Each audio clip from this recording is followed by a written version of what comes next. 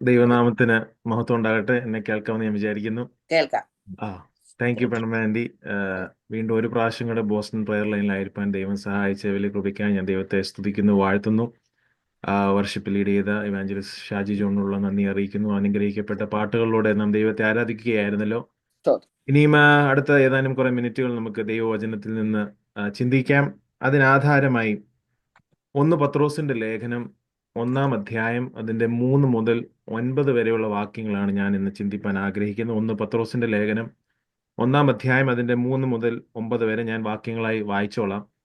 അതിന്റെ 3-ാം വാക്യം പറയുന്നത്, അന്ത്യകാലത്തിൽ വെളിപ്പെടുവാൻ ഒരുങ്ങിയിരിക്കുന്ന രക്ഷയ്ക്ക് വിശ്വാസത്താൽ ദൈവശക്തിയിൽ കാക്കപ്പെടുന്ന നിങ്ങൾക്ക് വേണ്ടി സ്വർഗത്തിൽ സൂക്ഷിച്ചിരിക്കുന്നതും ക്ഷയം, മാലിന്യം, വാട്ടം എന്നിവ ഇല്ലാത്തതുമായ അവകാശത്തിനായി തന്നെ വീണ്ടും ജനിപ്പിച്ചിരിക്കുന്നു. അതിൽ നിങ്ങൾ ഇപ്പോൾ അല്പനേരത്തേക്ക് നാനാ പരീക്ഷകളാൽ ദുഃഖിച്ചിരിക്കേണ്ടി വന്നാലും ആനന്ദിക്കുന്നു. നമുക്കറിയാം, പത്രോസ് അപ്പോസ്തലനാണ് ഈ ലേഖനം എഴുതിയത്. യേശുവിന്റെ ശിഷ്യനായ പത്രോസ് അപ്പോസ്തലൻ. പത്രോസ് ഏകദേശം ഒരു AD 62-63 കാലഘട്ടത്തിലാണ് ഈ ലേഖനം എഴുതിയതെന്ന് വേദപണ്ഡിതന്മാർ അഭിപ്രായപ്പെടുന്നു. ഈ ലേഖനം എഴുതാൻ ഒരു സാഹചര്യമുണ്ട്.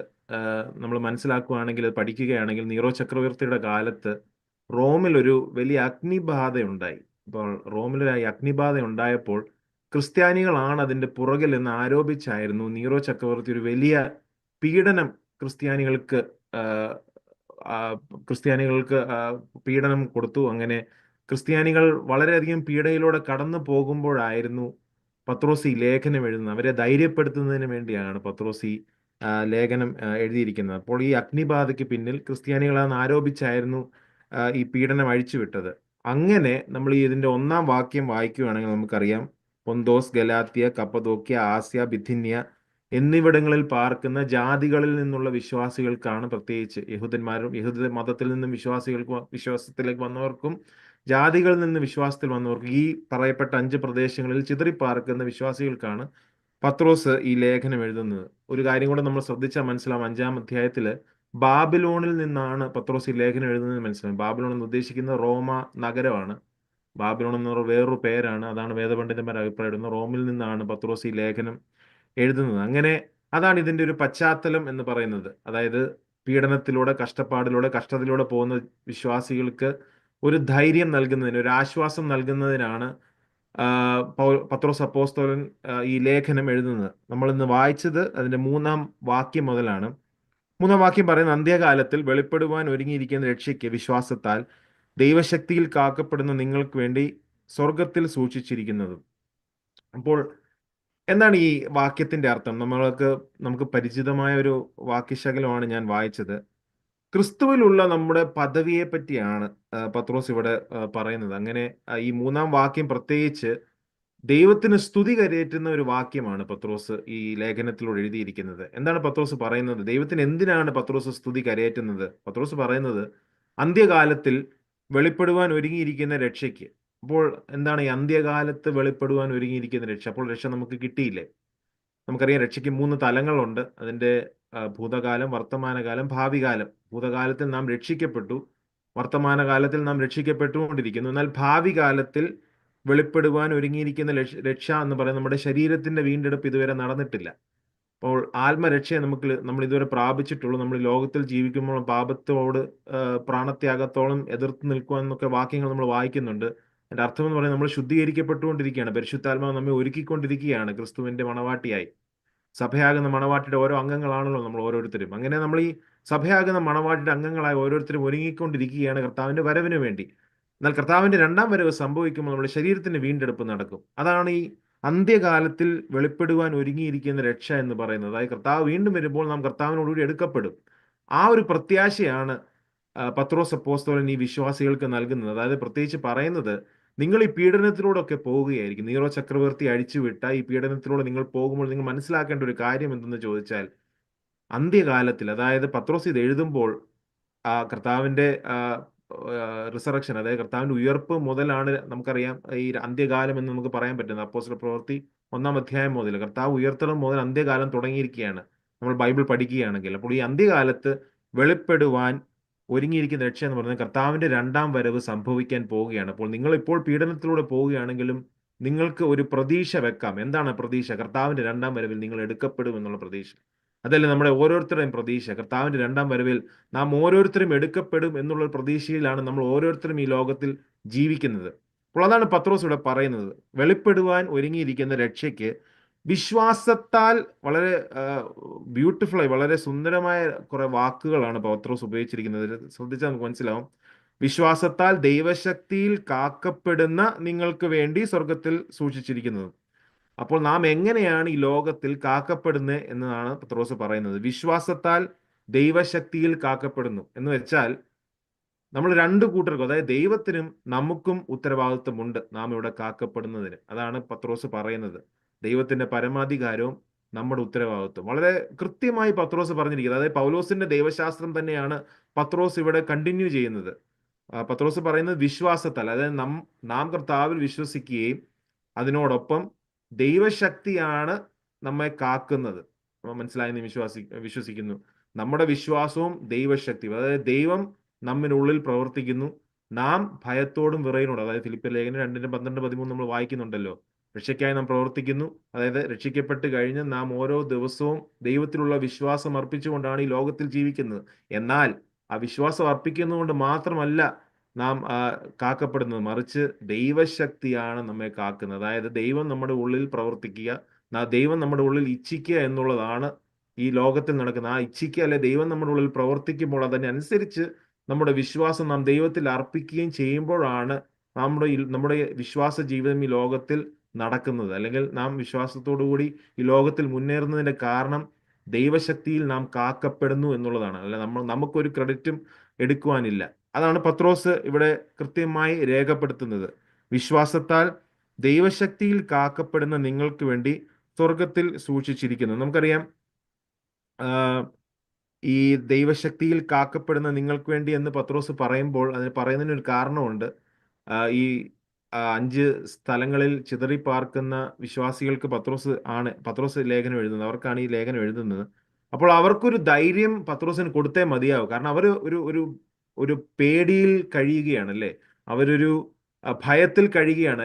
ഏത് സമയത്തും നീറോ ചക്രവർത്തിയുടെ ഈ പീഡനത്തിലൂടെ കടന്നുമ്പോൾ അവർ മരണപ്പെടാം. അവർക്ക് അവരുടെ ജീവിതത്തിൽ അവർക്ക് ഭയമുണ്ട്. എങ്ങനെയായിരിക്കും മുന്നോട്ടുള്ള ജീവിതം എന്നുള്ള ഭയം അവരുടെ ഉള്ളിലുണ്ട്. അപ്പോൾ ആ ഭയം നിലനിൽക്കുന്നത് കൊണ്ടാണ് പത്രോസ് ധൈര്യത്തിന്റെ വാക്കുകൾ ഈ മനുഷ്യർക്ക്, അല്ലെങ്കിൽ ഈ വിശ്വാസികൾക്ക് നൽകുന്നത്.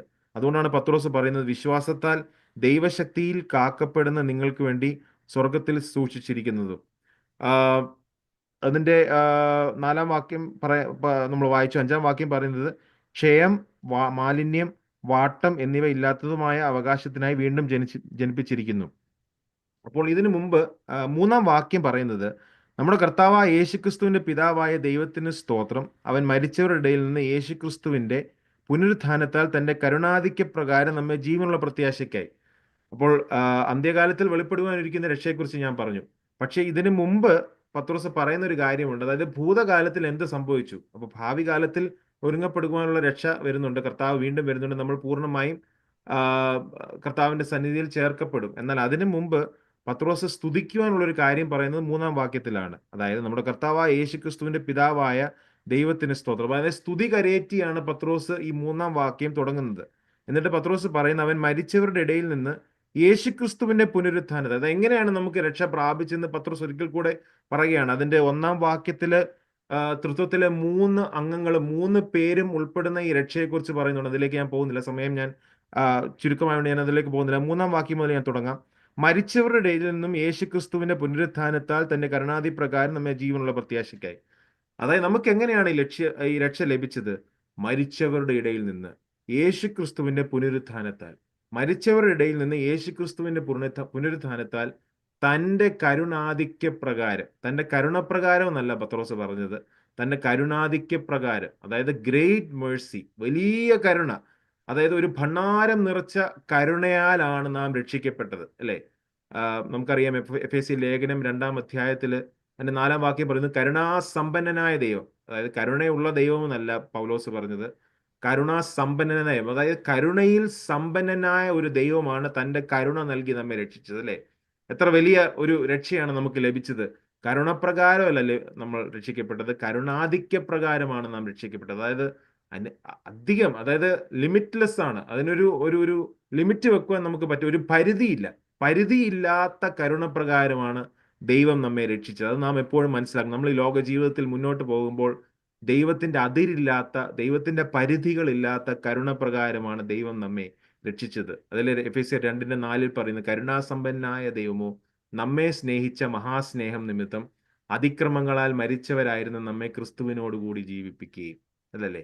അപ്പോൾ കരുണാധിക്യ പ്രകാരമാണ് ദൈവം നമ്മെ രക്ഷിച്ചത്. ആ കരുണ ഓർക്കുമ്പോൾ, ആ സ്നേഹം ഓർക്കുമ്പോൾ നാം എത്ര സ്തുതിച്ചാലും മതിയാവുകയില്ല എന്ന് നാം ഈ രാവിലെ സമയം, പ്രഭാത സമയം മനസ്സിലാക്കണം. എത്ര സ്തുതിച്ചാലും മതിയാകാത്ത കരുണപ്രകാരമാണ് ദൈവം നമ്മെ സ്നേഹിച്ചത്, ദൈവം നമ്മെ രക്ഷിച്ചത്.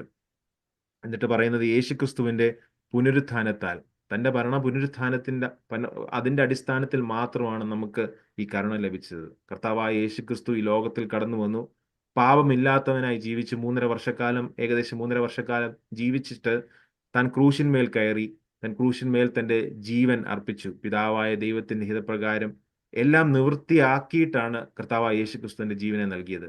ആ ജീവനെ നൽകിയ ശേഷം 3-ാം നാൾ ഉയർത്തെഴുന്നേറ്റു. ഉയർത്തെഴുന്നേറ്റ ശേഷം നമുക്കറിയാം, തന്റെ ശിഷ്യന്മാർക്ക് പ്രത്യക്ഷമായ ശേഷം കർത്താവ് സ്വർഗത്തിലേക്ക് എടുക്കപ്പെട്ടു. ഉയരത്തിൽ മഹിമയുടെ വലത്ത് ഭാഗത്ത് നമുക്ക് വേണ്ടി പക്ഷപാതം ചെയ്യുന്നു. സ്വർഗത്തിലേക്ക് എടുക്കപ്പെട്ട ശേഷം വാഗ്ദത്തത്തിന് പരിശുദ്ധാത്മാവിനെ ഈ ലോകത്തിലേക്ക് അയച്ചു.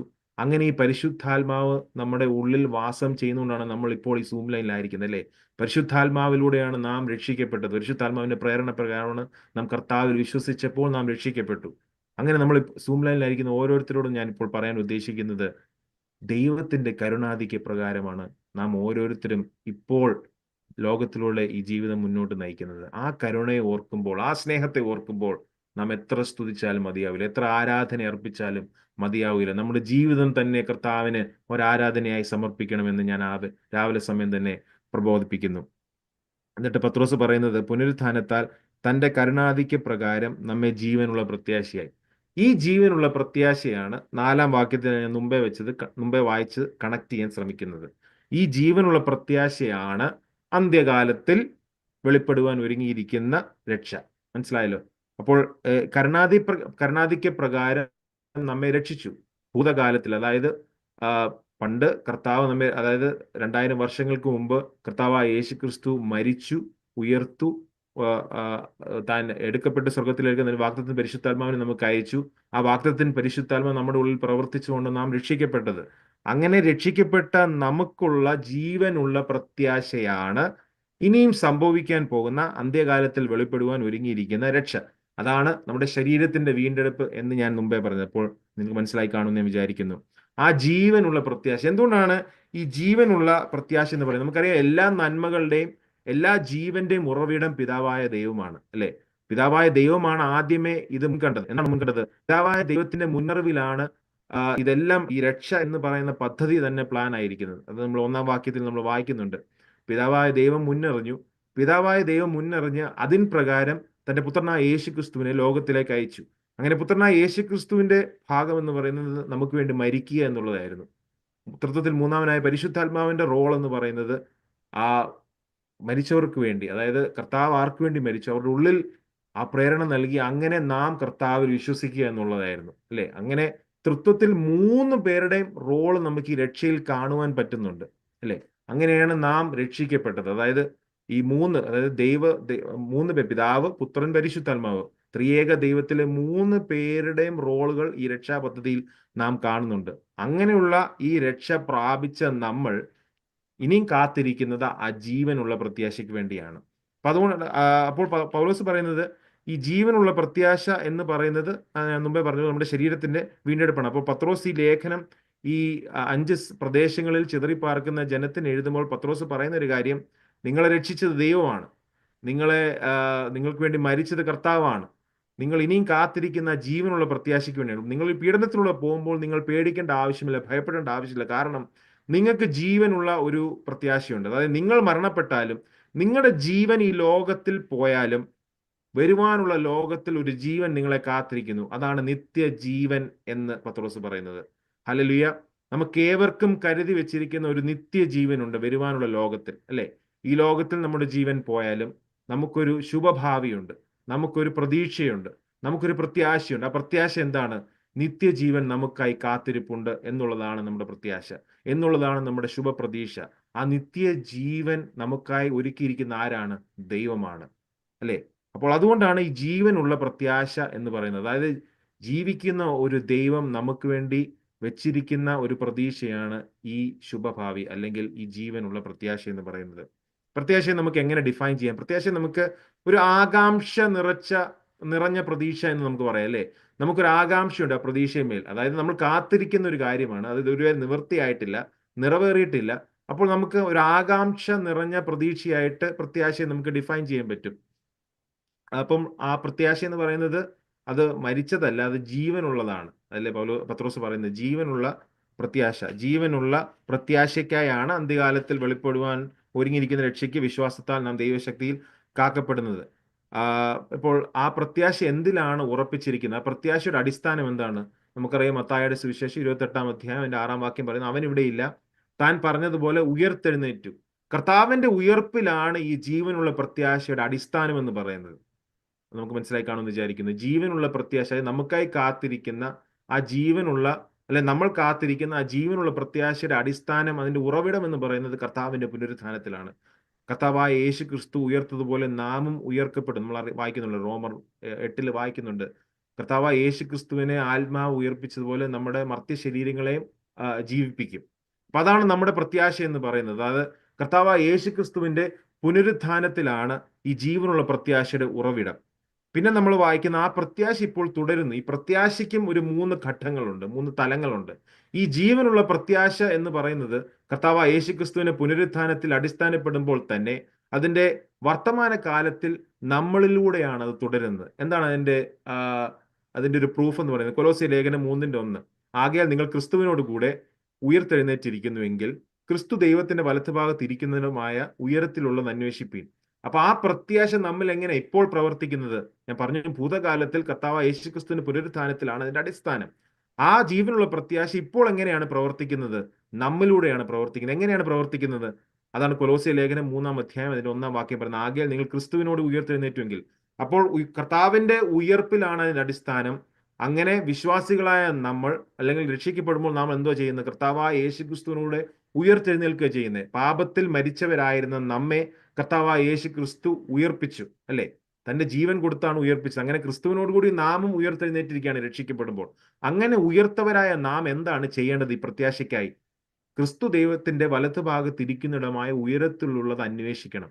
അതായത് സ്വർഗത്തിലുള്ളത്, ദൈവത്തിന്റെ വാസസ്ഥലമായ സ്വർഗത്തിലുള്ളത് അന്വേഷിക്കുക എന്നുള്ളതാണ് നമ്മുടെ ഉത്തരവാദിത്വം. അങ്ങനെയാണ് ജീവനുള്ള പ്രത്യാശ ഇപ്പോൾ നമ്മിലൂടെ പ്രവർത്തിക്കുന്നത്. ഇനിയും അതിൻ്റെ ഒരു ഭാവി കാലമുണ്ട്, ഒരു ഭാവി ഘട്ടമുണ്ട്. അതാണ് റോമർ 6:22 പറയുന്നത്. എന്നാൽ ഇപ്പോൾ പാപത്തിൽ നിന്ന് സ്വാതന്ത്ര്യം പ്രാപിച്ച് ദൈവത്തിന്റെ ദാസന്മാരായിരിക്കാൻ നിങ്ങൾക്ക് ലഭിക്കുന്ന ഫലം വിശുദ്ധീകരണവും അതിന്റെ അന്ത്യം നിത്യജീവനുമാകുന്നു. അങ്ങനെ ഇപ്പോൾ അതിന്റെ 3 ഘട്ടങ്ങൾ നമ്മൾ കണ്ടു കഴിഞ്ഞു. ജീവനുള്ള പ്രത്യാശയുടെ 3 ഘട്ടങ്ങൾ എന്താണ്? ജീവനുള്ള പ്രത്യാശ, അതിന്റെ ഉറവിടം അല്ലെങ്കിൽ അതിന്റെ അടിസ്ഥാനം എന്ന് പറയുന്നത് കർത്താവായ യേശുക്രിസ്തുവിന്റെ പുനരുത്ഥാനമാണ്. കർത്താവായ യേശുക്രിസ്തുവിന്റെ പുനരുത്ഥാനത്തിൽ അടിസ്ഥാനപ്പെട്ടിട്ടുള്ള ജീവനുള്ള പ്രത്യാശ വർത്തമാനകാലത്തിൽ നമ്മിലൂടെയാണ് പ്രവർത്തിക്കുന്നത്. എങ്ങനെയാണ് പ്രവർത്തിക്കുന്നത്? നാം ഉയരത്തിലുള്ളത് അന്വേഷിക്കണം. അങ്ങനെയാണ് നമുക്കൊരു പ്രത്യാശ ഇപ്പോഴും നൽകിക്കൊണ്ടിരിക്കുന്നത്. ഉയരത്തിലുള്ളത് അന്വേഷിക്കുന്ന വിശ്വാസികളായ നമ്മൾ ഓരോരുത്തരിലൂടെയും ഈ ജീവനുള്ള പ്രത്യാശ പ്രവർത്തിക്കുന്നു. അങ്ങനെ ഈ ജീവനുള്ള പ്രത്യാശയ്ക്ക് ഒരു ഭാവിയുണ്ട്. ആ ഭാവി എന്താണ്? അതാണ് നിത്യജീവൻ എന്ന് പൗലോസ് റോമർക്ക് എഴുതിയ ലേഖനം 6:22 പറയുന്നത്. പാപത്തിൽ നിന്ന് സ്വാതന്ത്ര്യം ലഭിച്ച, അതായത് പാപത്തിൽ നിന്ന് സ്വാതന്ത്ര്യം ലഭിക്കുമ്പോൾ നമ്മൾ കർത്താവിനോട് ഉയർത്തെഴുന്നേൽക്കും. അങ്ങനെ കർത്താവിനോട് ഉയർത്തെഴുന്നേൽക്കുന്ന നാം ഉയരത്തിലുള്ളത് അന്വേഷിക്കും. അങ്ങനെ ഉയരത്തിലുള്ളത് അന്വേഷിക്കുന്ന വിശ്വാസികളായ നാം ഓരോരുത്തരും, നമുക്കൊരു ഭാവിയുണ്ട്. നാം ഇപ്പോൾ വിശുദ്ധീകരിക്കപ്പെട്ടുകൊണ്ടിരിക്കുകയാണ് ദൈവത്താൽ. അങ്ങനെ വിശുദ്ധീകരിച്ചുകൊണ്ടിരിക്കുന്ന ഈ ജനത്തെ ദൈവം ഒരുക്കുന്ന എന്തിനു വേണ്ടിയാണ്? ഒരു നിത്യജീവന് വേണ്ടിയാണ്. അതാണ് നമ്മുടെ ജീവനുള്ള പ്രത്യാശ എന്ന് പറയുന്നത്. നമുക്കായി നിലനിൽക്കുന്ന പ്രത്യാശ ഞാൻ മുമ്പേ പറഞ്ഞതുപോലെ നിത്യജീവനാണ്. ദൈവം നമുക്ക് നൽകി തന്നിരിക്കുന്ന നിത്യജീവനാണ്. ആ നിത്യജീവൻ ഓൾറെഡി ആരംഭിച്ചു. അതിന്റെ ഘട്ടം, അതിനും പല ഘട്ടങ്ങളുണ്ട്. അത് ഓൾറെഡി നമ്മൾ രക്ഷിക്കപ്പെടുമ്പോൾ ആരംഭിച്ചു. പക്ഷെ നിത്യതയോളം നിലനിൽക്കുന്ന ഒരു ജീവൻ, അതാണ് അതിന്റെ ഡെഫിനിഷൻ എന്ന് പറയുന്നത്. ആ ജീവൻ ഒരിക്കലും അവസാനിക്കുന്നില്ല. കർത്താവായ യേശുക്രിസ്തുവിന്റെ രക്തത്താൽ വീണ്ടെടുക്കപ്പെട്ട നമ്മൾ ഓരോരുത്തരും പ്രാപിച്ച നിത്യജീവന്റെ കാലാവധി ഒരിക്കലും അവസാനിക്കുന്നില്ല. അതാണ് നാം ഇന്ന് മനസ്സിലാക്കേണ്ട ഒരു കാര്യം. ജീവൻ നിത്യമാണ്. നിത്യതയോളം നിലനിൽക്കുന്ന ജീവനാണ്. നാം നിത്യതയോളം കർത്താവിനോടുകൂടി വസിക്കുവാൻ പോവുകയാണ്. അതാണ് നമ്മുടെ ശുഭഭാവി, അതാണ് നമ്മുടെ ജീവനുള്ള പ്രത്യാശ. ആ ജീവനുള്ള പ്രത്യാശയ്ക്കായാണ് ഞാൻ മുമ്പേ വായിച്ച 4-ാം വാക്യം, അന്ത്യകാലത്തിൽ വെളിപ്പെടുവാൻ ഒരുങ്ങിയിരിക്കുന്ന രക്ഷയ്ക്ക് വിശ്വാസത്താൽ ദൈവശക്തിയിൽ കാക്കപ്പെടുന്ന നിങ്ങൾക്ക് വേണ്ടി സ്വർഗത്തിൽ സൂക്ഷിച്ചിരിക്കുന്നത്. ആ നിത്യജീവനാണ് പിതാവായ ദൈവം തൻ്റെ പുത്രനിലൂടെ പരിശുദ്ധാത്മാവിലൂടെ നമുക്ക് നൽകിയിരിക്കുന്ന ആ നിത്യജീവൻ എന്ന് പറയും. ത്രിയേക ദൈവത്തിലെ 3 പേരും, പിതാവായ ദൈവവും പുത്രനും പരിശുദ്ധാത്മാവും നമുക്ക് നൽകി തന്ന ഈ രക്ഷ, ആ രക്ഷ നമ്മെ നയിക്കുന്നത് നിത്യജീവനിലേക്കാണ്. നമുക്ക് നിത്യമായി ഒരുക്കിയിരിക്കുന്ന ജീവനിലേക്കാണ്. അപ്പോൾ ആ നിത്യജീവനിലേക്ക് നാം ഈ ലോകത്തിൽ ഒരുങ്ങിയിരിക്കുമ്പോൾ നാം ഈ ലോകത്തിൽ നേരിടുന്നത് എന്തും നിസ്സാരമെന്ന് നാം കരുതണം. നമുക്കറിയാം, ഈ ലോകത്തിൽ ജീവിക്കുമ്പോൾ പലവിധ ക്ലേശങ്ങളും കാര്യങ്ങളും ഒക്കെ വരും. അതിലേക്ക് നമ്മൾ വരുന്നുണ്ട് തുടർന്നുള്ള വാക്യങ്ങളിൽ. അപ്പോൾ ഈ ലോകത്തിൽ നാം ജീവിക്കുമ്പോൾ, ഈ പത്രോസ് പ്രത്യേകിച്ച് ഇതിന്റെ പശ്ചാത്തലം ഞാൻ മുമ്പേ പറഞ്ഞ പത്രോസ് ഈ 5 പ്രദേശങ്ങളിൽ ചിതറി പാർക്കുന്ന വിശ്വാസികൾക്ക് എഴുതിയിരിക്കുന്ന ഒരു ലേഖനമാണ്.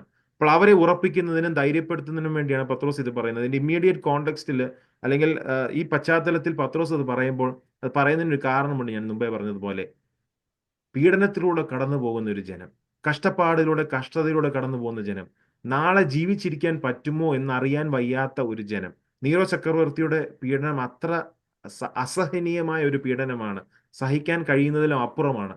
അങ്ങനെ പീഡനത്തിലൂടെ കടന്നു പോകുന്ന ജനത്തോടാണ് പത്രോസ് പറയുന്നത്, നിങ്ങൾ ധൈര്യപ്പെടുവിൻ, നിങ്ങൾ ഭയപ്പെടേണ്ട ആവശ്യമില്ല. കാരണം എന്താണ്? നിങ്ങൾക്കായി ദൈവം നിത്യജീവൻ ഒരുക്കിയിരിക്കുന്നു. നിങ്ങൾ ഇവിടെ മരിച്ചാലും നിങ്ങൾക്ക് വരുവാനുള്ള ലോകത്തിൽ, സ്വർഗത്തിൽ ഒരു ജീവിതമുണ്ട്. കർത്താവിനോടുകൂടി യുഗായുഗങ്ങൾ വാഴുന്ന ഒരു ജീവിതമാണത്. അതെന്നേക്കും നിലനിൽക്കുന്ന ഒരു ജീവിതമാണ്. അതിനായാണ് ദൈവശക്തി നിങ്ങളെ കാക്കുന്നത്. അതാണ് ഞാൻ മുമ്പേ പറഞ്ഞത്. വിശ്വാസത്താൽ നിങ്ങൾ മുന്നോട്ട് പോവുകയാണെങ്കിൽ നിങ്ങൾ ഭയപ്പെടേണ്ട ആവശ്യമില്ല. നിങ്ങളെ കാക്കുന്നത് നിങ്ങളല്ല, മറിച്ച് അനശ്വരമായ ദൈവമാണ്. നമ്മൾ നശ്വരമാണ്, അല്ലേ? നമ്മുടെ ഈ ലോകത്തിലെ ജീവിതം നശ്വരമാണ്. എന്നാൽ നമുക്ക് വരുവാനുള്ള ലോകത്തിലുള്ളത് അനശ്വരമായ ഒരു ജീവിതമാണ്, ഒരിക്കലും അവസാനിക്കാത്ത ഒരു ജീവിതമാണ്. ആ അനശ്വരമായ ജീവിതത്തിലേക്ക് നമ്മെ കാക്കുന്നത് ദൈവശക്തിയാണ്. ദൈവശക്തി നമ്മളിലൂടെ എങ്ങനെയാണ് പ്രവർത്തിക്കുന്നത്? നമ്മുടെ വിശ്വാസത്താലാണ്. നമ്മുടെ വിശ്വാസത്തിലൂടെയാണ് പ്രവർത്തിക്കുന്നത്. അങ്ങനെ ദൈവശക്തി നമ്മളെ കാക്കുകയും അതിന് പ്രതികരണമായാണ് നമ്മുടെ വിശ്വാസം നാം ദൈവത്തിൽ അർപ്പിക്കുന്നു. അപ്പോൾ ഇപ്പോൾ നമുക്കത് മനസ്സിലായി കാണുമെന്ന് ഞാൻ വിചാരിക്കുന്നു. ദൈവശക്തി നമ്മളെ കാക്കുകയും അതിന് പ്രതികരണമായി, അതിന് റെസ്പോൺസ് ആയിട്ട് നമ്മുടെ വിശ്വാസം കൂടെ ചേരുമ്പോഴാണ് ഈ ലോകത്തിലൂടെ നമ്മുടെ ജീവിതം, ക്രിസ്തീയ ജീവിതം മുന്നോട്ട് പോകുന്നത്. അതാണ് പത്രോസ് ഇവിടെ പറയുന്നത്. അന്ത്യകാലത്തിൽ വെളിപ്പെടുവാൻ ഒരുങ്ങിയിരിക്കുന്ന രക്ഷയ്ക്ക് വിശ്വാസത്താൽ ദൈവശക്തിയിൽ കാക്കപ്പെടുന്ന നിങ്ങൾക്ക് വേണ്ടി സ്വർഗത്തിൽ സൂക്ഷിച്ചു. ഇനിയും പത്രോസ് പറയാൻ പോകുന്ന ആ സ്വർഗത്തിൽ സൂക്ഷിച്ചിരിക്കുന്ന ആ അവകാശത്തെ പറ്റിയാണ്, നമുക്ക് ലഭിക്കാൻ പോകുന്ന നിത്യജീവൻ, അല്ലെങ്കിൽ നമുക്ക് ലഭിക്കാൻ പോകുന്ന ആ നിത്യാവകാശം. ഇപ്പോൾ ഞാൻ മുമ്പേ പറഞ്ഞതുപോലെ ദൈവത്തിന്റെ കരുണാധിക്യ പ്രകാരമാണ് ദൈവം നമ്മെ രക്ഷിച്ചത്. ആ കരുണ വലുതാണ്, സമ്പന്നമാണ്. കരുണാധിക്യം എന്ന് പറയുന്നത് അതുകൊണ്ടാണ്. ആ കരുണപ്രകാരം ആണ് ദൈവം നമ്മെ രക്ഷിച്ച. ആ കരുണാധിക്യത്തിന് ഏത് പാപത്തെയും മറയ്ക്കുവാൻ കഴിയും. അപ്പോൾ ഇന്ന് ഈ സൂം ലൈനിൽ അല്ലെങ്കിൽ യൂട്യൂബിൽ കേൾക്കുന്ന ആരെങ്കിലും തങ്ങളുടെ പാപം നിമിത്തം ഭയത്തിലൂടെയോ വിറയലിലൂടെയോ പേടിയിലൂടെ പോകുന്നുണ്ടെങ്കിൽ നിങ്ങൾ പേടിക്കേണ്ട ആവശ്യമില്ല. ദൈവത്തിന്റെ കരുണയ്ക്ക് നിങ്ങളുടെ ഏത് പാപത്തെയും മറയ്ക്കുവാൻ കഴിയും. നിങ്ങൾ എന്താണ് ചെയ്യേണ്ടത്? നിങ്ങളുടെ പാപങ്ങളെ ഏറ്റുപറയുക. നിങ്ങളുടെ പാപങ്ങളെ ഏറ്റുപറഞ്ഞ് കർത്താവിൽ വിശ്വസിച്ചാൽ നിങ്ങൾക്ക് ഇന്ന് നിത്യജീവൻ ലഭിക്കും. അപ്പോൾ എന്നെ കേൾക്കുന്ന ആരെങ്കിലും ഈ പാപത്തിലൂടെ കടന്നു പോകുന്നുണ്ടെങ്കിൽ, ദൈവത്തെ സ്വീകരിച്ചിട്ടില്ലെങ്കിൽ, കർത്താവായ യേശുക്രിസ്തു നിശ്ചിതമായി സ്വീകരിച്ചിട്ടെങ്കിൽ, ഈ ഈ സന്ദേശത്തിലൂടെ ഞാൻ പറയാൻ ആഗ്രഹിക്കുന്നത്, നിങ്ങളുടെ ഏത് പാപം എത്ര കടും ചുവപ്പാണെങ്കിലും നിങ്ങളുടെ ഏത് പാപത്തെയും മറയ്ക്കുവാൻ കഴിയുന്ന ദൈവത്തിന്റെ കരുണയിലാണ് നാം ആശ്രയിക്കുന്നത്. ആ ദൈവത്തിന്റെ കരുണയിൽ ഇന്ന് ആശ്രയിപ്പാൻ ഒരു തീരുമാനമെടുത്താൽ ദൈവം നിങ്ങളെ രക്ഷിക്കും. ആ തീരുമാനം നിങ്ങൾക്ക് എടുക്കുവാൻ കഴിയുമോ? പാപത്തിൽ ജീവിക്കുന്ന ആരെങ്കിലും ഉണ്ടെങ്കിൽ, പാപത്തിൽ മുന്നോട്ട് പോകുന്ന ആരെങ്കിലും ഉണ്ടെങ്കിൽ, കർത്താവായ യേശുക്രിസ്തുവിൽ വിശ്വസിക്കുക, നിന്റെ പാപങ്ങളെ ഏറ്റുപറയുക. അങ്ങനെ പാപങ്ങളെ ഏറ്റുപറഞ്ഞ് കർത്താവിന്റെ മരണ പുനരുത്ഥാനത്തിൽ വിശ്വസിച്ചാൽ നിനക്ക് ഇന്ന് രക്ഷയുണ്ട്. എന്നെ കേൾക്കുന്ന ആർക്കും ഇന്ന് രക്ഷയുണ്ട്. ആ രക്ഷയിൽ നമുക്ക് മുന്നോട്ട് പോകാം. അപ്പോൾ ഞാൻ മുന്നോട്ട് പോകട്ടെ. ഈ പാപത്തെ മറയ്ക്കുവാൻ കഴിയുന്ന കരുണാധിക്യ പ്രകാരമാണ് ദൈവം നമ്മെ രക്ഷിച്ചത്. അപ്പൊ ഈ രക്ഷ നമുക്ക് ലഭിച്ചത് കൃപയാലാണ്, അല്ലെ? എഫെസ്യർ ലേഖനം 2:8.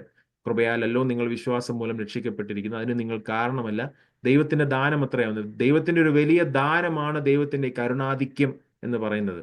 ഈ കരുണ ലഭിച്ചത് നമ്മുടെ കഴിവല്ല, നമ്മുടെ സാമർഥ്യമല്ല, നമ്മുടെ വിദ്യാഭ്യാസ നമ്മുടെ കുടുംബ ശ്രേഷ്ഠതയല്ല, നമ്മുടെ കുടുംബ പശ്ചാത്തലമല്ല, അങ്ങനെ യാതൊന്നിനെയും നോക്കിയല്ല ദൈവം തന്റെ കരുണ നമ്മുടെ മേൽ സമർപ്പിച്ചത്. ദൈവം തന്റെ കരുണ നമ്മുടെ മേൽ നൽകി തന്ന് നമുക്ക് അർപ്പിച്ചത്. മറിച്ച് ദൈവത്തിന് നമ്മോടുള്ള നിത്യമായ സ്നേഹം നിമിത്തമാണ്. അത് നാം ഇന്ന് മനസ്സിലാക്കണം. ദൈവത്തിന് നമ്മോടുള്ള അളവില്ലാത്ത സ്നേഹം, ദൈവത്തിന് നമ്മോടുള്ള നിത്യമായ സ്നേഹം, ആ സ്നേഹത്തിന് യാതൊരുവിധ പരിധികളുമില്ല, പരിമിതികളുമില്ല, യാതൊരുവിധ കണ്ടീഷനുമില്ല. അങ്ങനെ അൺകണ്ടീഷണലായിട്ടാണ് ദൈവം നമ്മെ സ്നേഹിച്ചത്. തന്നിലെ അഗാപ്പെ എന്ന് പറയുന്നത് പരിധികളില്ലാത്ത സ്നേഹം, ഉപാധികളില്ലാത്ത സ്നേഹം എന്ന് നമുക്ക് മലയാളത്തിൽ കാണുവാൻ കഴിയും. ഉപാധികളില്ലാത്ത, പരിമിതികളില്ലാത്ത, പരിധികളില്ലാത്ത സ്നേഹത്താലാണ് ദൈവം നമ്മെ ഓരോരുത്തരെയും സ്നേഹിച്ചത്. എന്നാണ് സ്നേഹിച്ചത്? നാം രക്ഷിക്കപ്പെടുമ്പോൾ അല്ല സ്നേഹിച്ചത്, യുഗങ്ങൾക്ക് മുന്നേ ദൈവം നമ്മെ സ്നേഹിച്ചു. ലോകസ്ഥാപനത്തിന് മുമ്പേ ദൈവം നമ്മെ സ്നേഹിച്ചു. അങ്ങനെ ദൈവം സ്നേഹിച്ചത് കൊണ്ടാണ് ദൈവം നമ്മെ തിരഞ്ഞെടുത്തത്. അങ്ങനെ ദൈവം നമ്മെ തിരഞ്ഞെടുത്തു. അങ്ങനെ ദൈവം തിരഞ്ഞെടുത്ത മനുഷ്യർക്ക് വേണ്ടി ദൈവം തന്റെ പുത്രനായ യേശുക്രിസ്തുവിനെ ഈ ലോകത്തിലേക്ക് അയച്ചു. ഈ ലോകത്തിന് മുഴുവനായി കർത്താവിനെ അയച്ചു. അങ്ങനെ ഈ ലോകത്തിന് വേണ്ടി കർത്താവായ യേശുക്രിസ്തു മരിച്ചു, അല്ലേ? തന്റെ ഏകജാതനായ പുത്രനിൽ വിശ്വസിക്കുന്ന ഏവനും, അതായത് പുത്രനിൽ വിശ്വസിക്കുന്ന ഏവനും നിത്യജീവനുണ്ട്. അങ്ങനെയാണ് നമുക്ക് ഈ നിത്യജീവൻ ലഭിച്ചത്, തന്റെ കരുണാധിക്യ പ്രകാരം. തീത്തോസിന്റെ ലേഖനം 3:5 നമ്മൾ അത് കാണുന്നുണ്ടല്ലോ. അപ്പോൾ ഈ കരുണയെന്ന് പറയുന്നത് നമുക്ക് പണ്ട് ലഭിച്ചു, ഇപ്പോൾ നിന്നിരിക്കുവല്ല.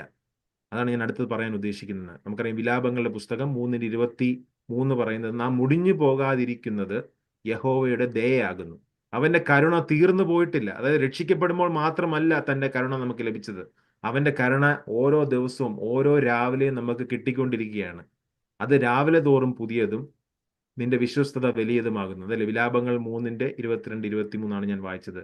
നാം മുടിഞ്ഞു പോകാതിരിക്കേണ്ടതിന്, വേറൊരു വാക്യം ഞാൻ പറയുന്നത്, നാം നശിച്ചു പോകാതിരിക്കേണ്ടതിന്, മുടിഞ്ഞു പോകാതിരിക്കുന്നതിനേക്കാളും നല്ലത് നാം നശിച്ചു പോകാതിരിക്കേണ്ടതിന് യഹോവയുടെ ദയ ആകുന്നു. നശിച്ചു പോകാതിരിക്കുന്നതിന്റെ കാരണം എന്താണ്? യഹോവയുടെ ദയയാണ്, തന്റെ കരുണയാണ്. ആ കരുണ തീർന്നു പോയിട്ടില്ല. ആ കരുണ രക്ഷിക്കപ്പെടുമ്പോൾ തന്നിട്ട് പിന്നെ കർത്താവ് ഇനിയും നിനക്ക് ഇതിന്റെ ആവശ്യമില്ലെന്ന് പറഞ്ഞില്ല. മറിച്ച് എല്ലാ ദിവസവും എല്ലാ പ്രഭാതത്തിലും, ഈ പ്രഭാതത്തിലും നാം ഇവിടെ ഇരിക്കുന്നതിന്റെ കാരണം ദൈവത്തിന്റെ കരുണയാണ്, ദൈവത്തിന്റെ കരുണാധിക്യമാണ്, ദൈവത്തിന്റെ ദയയാണ്. ആ ദയ പുതിയതാണ്. ഇന്നലെ ലഭിച്ച ദയയല്ല ഇന്ന് ലഭിക്കുന്നത്. ഇന്നലെ ലഭിച്ച കരുണയല്ല ഇന്ന് ലഭിക്കുന്നത്. ഇന്ന് ലഭിക്കുന്ന കരുണയല്ല നാളെ ലഭിക്കുന്നത്. ദൈവത്തിനറിയാം എന്തുമാത്രം കരുണ നമുക്ക് ആവശ്യമുണ്ടെന്ന്. അങ്ങനെ പരിധികളില്ലാത്ത, പരിമിതികളില്ലാത്ത കരുണയാണ് ദിനം തോറും ദൈവം നമുക്ക് നൽകിക്കൊണ്ടിരിക്കുന്നത്. അതിനായി നമുക്ക് ദൈവത്തെ സ്തുതിക്കാം. ആ കരുണയെക്കുറിച്ച് ഓർക്കുമ്പോൾ, ആ കൃപയെക്കുറിച്ച് ഓർക്കുമ്പോൾ, ആ ദയയെക്കുറിച്ച് ഓർക്കുമ്പോൾ എത്ര സ്തുതിച്ചാലും മതിയാവുകയില്ല. ആ കരുണ പുതിയതാണ്. ഇന്നലെ ലഭിച്ച കരുണയല്ല ഇന്ന് ലഭിച്ചത്. അതാണ് വിലാപങ്ങൾ എഴുതിയ ആൾ പറയുന്നത്, അത് രാവിലെ തോറും പുതിയതും നിന്റെ വിശ്വസ്തത വലിയതും ആകുന്നു. അതായത് രാവിലെ തോറും ഈ ദയ പുതിയതാണ്, രാവിലെ തോറും ഈ കരുണ പുതിയതാണ്. അതിനപ്പുറം ദൈവത്തിന്റെ വിശ്വസ്തതയാണത്. ദൈവത്തിന്റെ വിശ്വസ്തതയിൽ ഊന്നിയാണ് ദൈവം തന്റെ കരുണ നമുക്ക് നൽകുന്നത്. നാം വിശ്വസ്തരല്ലായിരുന്നപ്പോൾ, നാം അവിശ്വസ്തരായിരുന്നപ്പോൾ വിശ്വസ്തനായ ദൈവം തന്റെ കരുണ നൽകി നമ്മെ രക്ഷിച്ചു. ആ കരുണ നൽകി രക്ഷിച്ച ദൈവം നമുക്ക് നൽകിയത് നിത്യജീവനാണ്. ആ നിത്യജീവനായി നമ്മെ ഒരുക്കിക്കൊണ്ടിരിക്കുകയാണ് പരിശുദ്ധാത്മാവ്. നമ്മെ വിശുദ്ധീകരിച്ചു കൊണ്ടിരിക്കുകയാണ് ഈ പരിശുദ്ധാത്മാവ്. ആ പരിശുദ്ധാത്മാവ് നമ്മളെ വിശുദ്ധീകരിച്ചു കൊണ്ടിരിക്കുമ്പോൾ അതേ സമയത്ത് തന്നെ ഓരോ രാവിലെയും നമുക്ക് പുതിയ കരുണ നൽകി നമ്മെ അനുദിനം വഴി നടത്തുന്ന ഒരു ദൈവത്തിലാണ് നാം വിശ്വസിക്കുന്നത്, അല്ലെ? ആ ദൈവത്തിലാണ് നാം ആശ്രയിക്കുന്നത്. അങ്ങനെ ദൈവത്തിൽ പൂർണ്ണമായി ആശ്രയിക്കേണ്ട ഒരു ഉത്തരവാദിത്വം നമുക്കുണ്ട്. അപ്പോൾ പത്രോസ് ഇവിടെ പറയുന്നതും അതാണ്. അന്ത്യകാലത്തിൽ വെളിപ്പെടുവാൻ ഒരുങ്ങിയിരിക്കുന്ന രക്ഷയ്ക്ക്, അതായത് നമ്മുടെ ശരീരത്തിന്റെ വീണ്ടെടുപ്പ് നടക്കാൻ പോകുന്നതേ ഉള്ളൂ. കർത്താവായ യേശുക്രിസ്തു വീണ്ടും വരുമ്പോൾ നമ്മുടെ വീണ്ടെടുപ്പ് നടക്കും. അങ്ങനെ വീണ്ടെടുപ്പ് നടക്കാൻ പോകുന്ന ഈ സാഹചര്യത്തിൽ എത്രയും പെട്ടെന്ന് നമ്മുടെ കർത്താവായ യേശുക്രിസ്തു വേഗം വരും. അങ്ങനെ വേഗം വരുന്നു എന്നുള്ളതാണ് നമ്മുടെ പ്രത്യാശ എന്ന് പറയുന്നത്. ആകാംക്ഷയുള്ള പ്രതീക്ഷ എന്ന് ഞാൻ മുമ്പേ പറഞ്ഞു. ആ ആകാംക്ഷയുള്ള പ്രതീക്ഷ, നമുക്ക് ആകാംക്ഷയുണ്ട് കർത്താവ് വീണ്ടും വരുന്നു എന്നുള്ള കാര്യത്തിൽ. ആ ആകാംക്ഷയിൽ നാം പ്രതീക്ഷ അർപ്പിച്ചുകൊണ്ടും ഇരിക്കുകയാണ്, അല്ലേ? കാണാതെ നാം പ്രതീക്ഷിച്ചുകൊണ്ടിരിക്കുകയാണ് കർത്താവിന് വരവ് എത്രയും പെട്ടെന്ന് സംഭവിക്കും എന്നുള്ളത്. അങ്ങനെ പ്രതീക്ഷിക്കുന്ന നമുക്ക്, അല്ലെങ്കിൽ അങ്ങനെ പ്രതീക്ഷിക്കുന്ന ആ ആ പ്രതീക്ഷ, അല്ലെ ആ പ്രത്യാശ, ആ രക്ഷയ്ക്ക് വിശ്വാസത്താൽ കാക്കപ്പെടുകയും ദൈവശക്തിയിൽ കാക്കപ്പെടുന്ന നിങ്ങൾക്ക് വേണ്ടി സ്വർഗത്തിൽ സൂക്ഷിച്ചിരിക്കുന്നത്. ഇനിയും പത്രോസ് പറയുന്ന നിത്യാവകാശത്തെ പറ്റിയാണ്. എന്താണ് ആ നിത്യാവകാശം? ദൈവശക്തിയിൽ കാക്കപ്പെടുന്ന നമുക്ക് ലഭിക്കുന്ന എന്താണ്? ക്ഷയം, മാലിന്യം, വാട്ടം എന്നിവ ഇല്ലാത്തതുമായ അവകാശത്തിനായി വീണ്ടും ജനിപ്പിച്ചിരിക്കുന്നു. അപ്പൊ നമ്മെ എന്തിനാണ് ദൈവം വീണ്ടും ജനിപ്പിച്ചതിന്റെ കാരണമാണ് പത്രോസ് ഇവിടെ പറയുന്നത്. നാം വീണ്ടും ജനിച്ച് നമുക്കറിയാം, യോഹന്നാന്റെ സുവിശേഷം 3:3 നിക്കോദീമസിനോട് സംസാരിക്കുമ്പോൾ യേശു പറയുന്നുണ്ട്, യേശു അവനോട്, ആമേൻ ആമേൻ ഞാൻ നിന്നോട് പറയുന്നു, പുതുതായി ജനിച്ചില്ല എങ്കിൽ ദൈവരാജ്യം കാണുവാൻ ആർക്കും കഴിയുകയില്ല. അപ്പോൾ നമ്മൾ എങ്ങനെയാണ് വീണ്ടും ജന്മം പ്രാപിച്ചത്?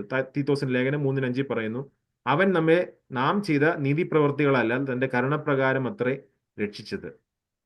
ഞാൻ മുമ്പേ പറഞ്ഞതുപോലെ തന്റെ കരുണപ്രകാരം, തന്റെ കരുണാധിക്യപ്രകാരമാണ് നമ്മൾ രക്ഷിച്ചത്. അങ്ങനെയാണ് നാം വീണ്ടും ജന്മം പ്രാപിച്ചത്. ദൈവത്തിന്റെ പ്രവൃത്തിയാണ്, നമ്മുടെ നീതി പ്രവൃത്തികളല്ല, മറിച്ച് ദൈവത്തിന്റെ പ്രവൃത്തിയിലാണ് നാം രക്ഷ പ്രാപിച്ചത്. ദൈവത്തിന്റെ പ്രവൃത്തി, അതായത് ദൈവം ചെയ്ത പ്രവൃത്തി, അല്ലെ? ദൈവം നമ്മുടെ ഉള്ളിൽ, നമ്മുടെ ഹൃദയത്തിൽ, നമ്മുടെ മനസ്സിൽ ചെയ്ത ഒരു പ്രവൃത്തിയാണ് ഈ രക്ഷ എന്ന് പറയുന്നത്. അത് ട്വിങ്ക്ലിംഗ് ഓഫ് എ സെക്കൻഡ് എന്ന് ഇംഗ്ലീഷിൽ പറയും. നമ്മൾ ഒന്ന് നൊടിക്കുന്നതിനിടയിൽ നടക്കുന്ന ഒരു പ്രവർത്തനമാണ്. അതിന് ഒരു സെക്കൻഡ് പോലും വേണ്ട, അല്ലേ? അപ്പോൾ അങ്ങനെ നടന്ന ഒരു പ്രവൃത്തിയാണ് ഈ വീണ്ടും ജന്മം. അങ്ങനെ നടന്ന ഒരു പ്രവൃത്തിയാണ് ഈ രക്ഷ എന്ന് പറയുന്നത് നമ്മുടെ ഉള്ളിൽ. അപ്പോൾ ഈ രക്ഷിക്കപ്പെട്ട നമ്മൾ, അല്ലെ, വീണ്ടും കർത്താവ് നമ്മെ ജനിപ്പിച്ചു, നമ്മെ ദൈവം വീണ്ടും ജനിപ്പിച്ചു. എന്തിനു വേണ്ടിയാണ്? അതിന്റെ പർപ്പസ് എന്താണ്? അതിന്റെ കാരണം എന്താണ്?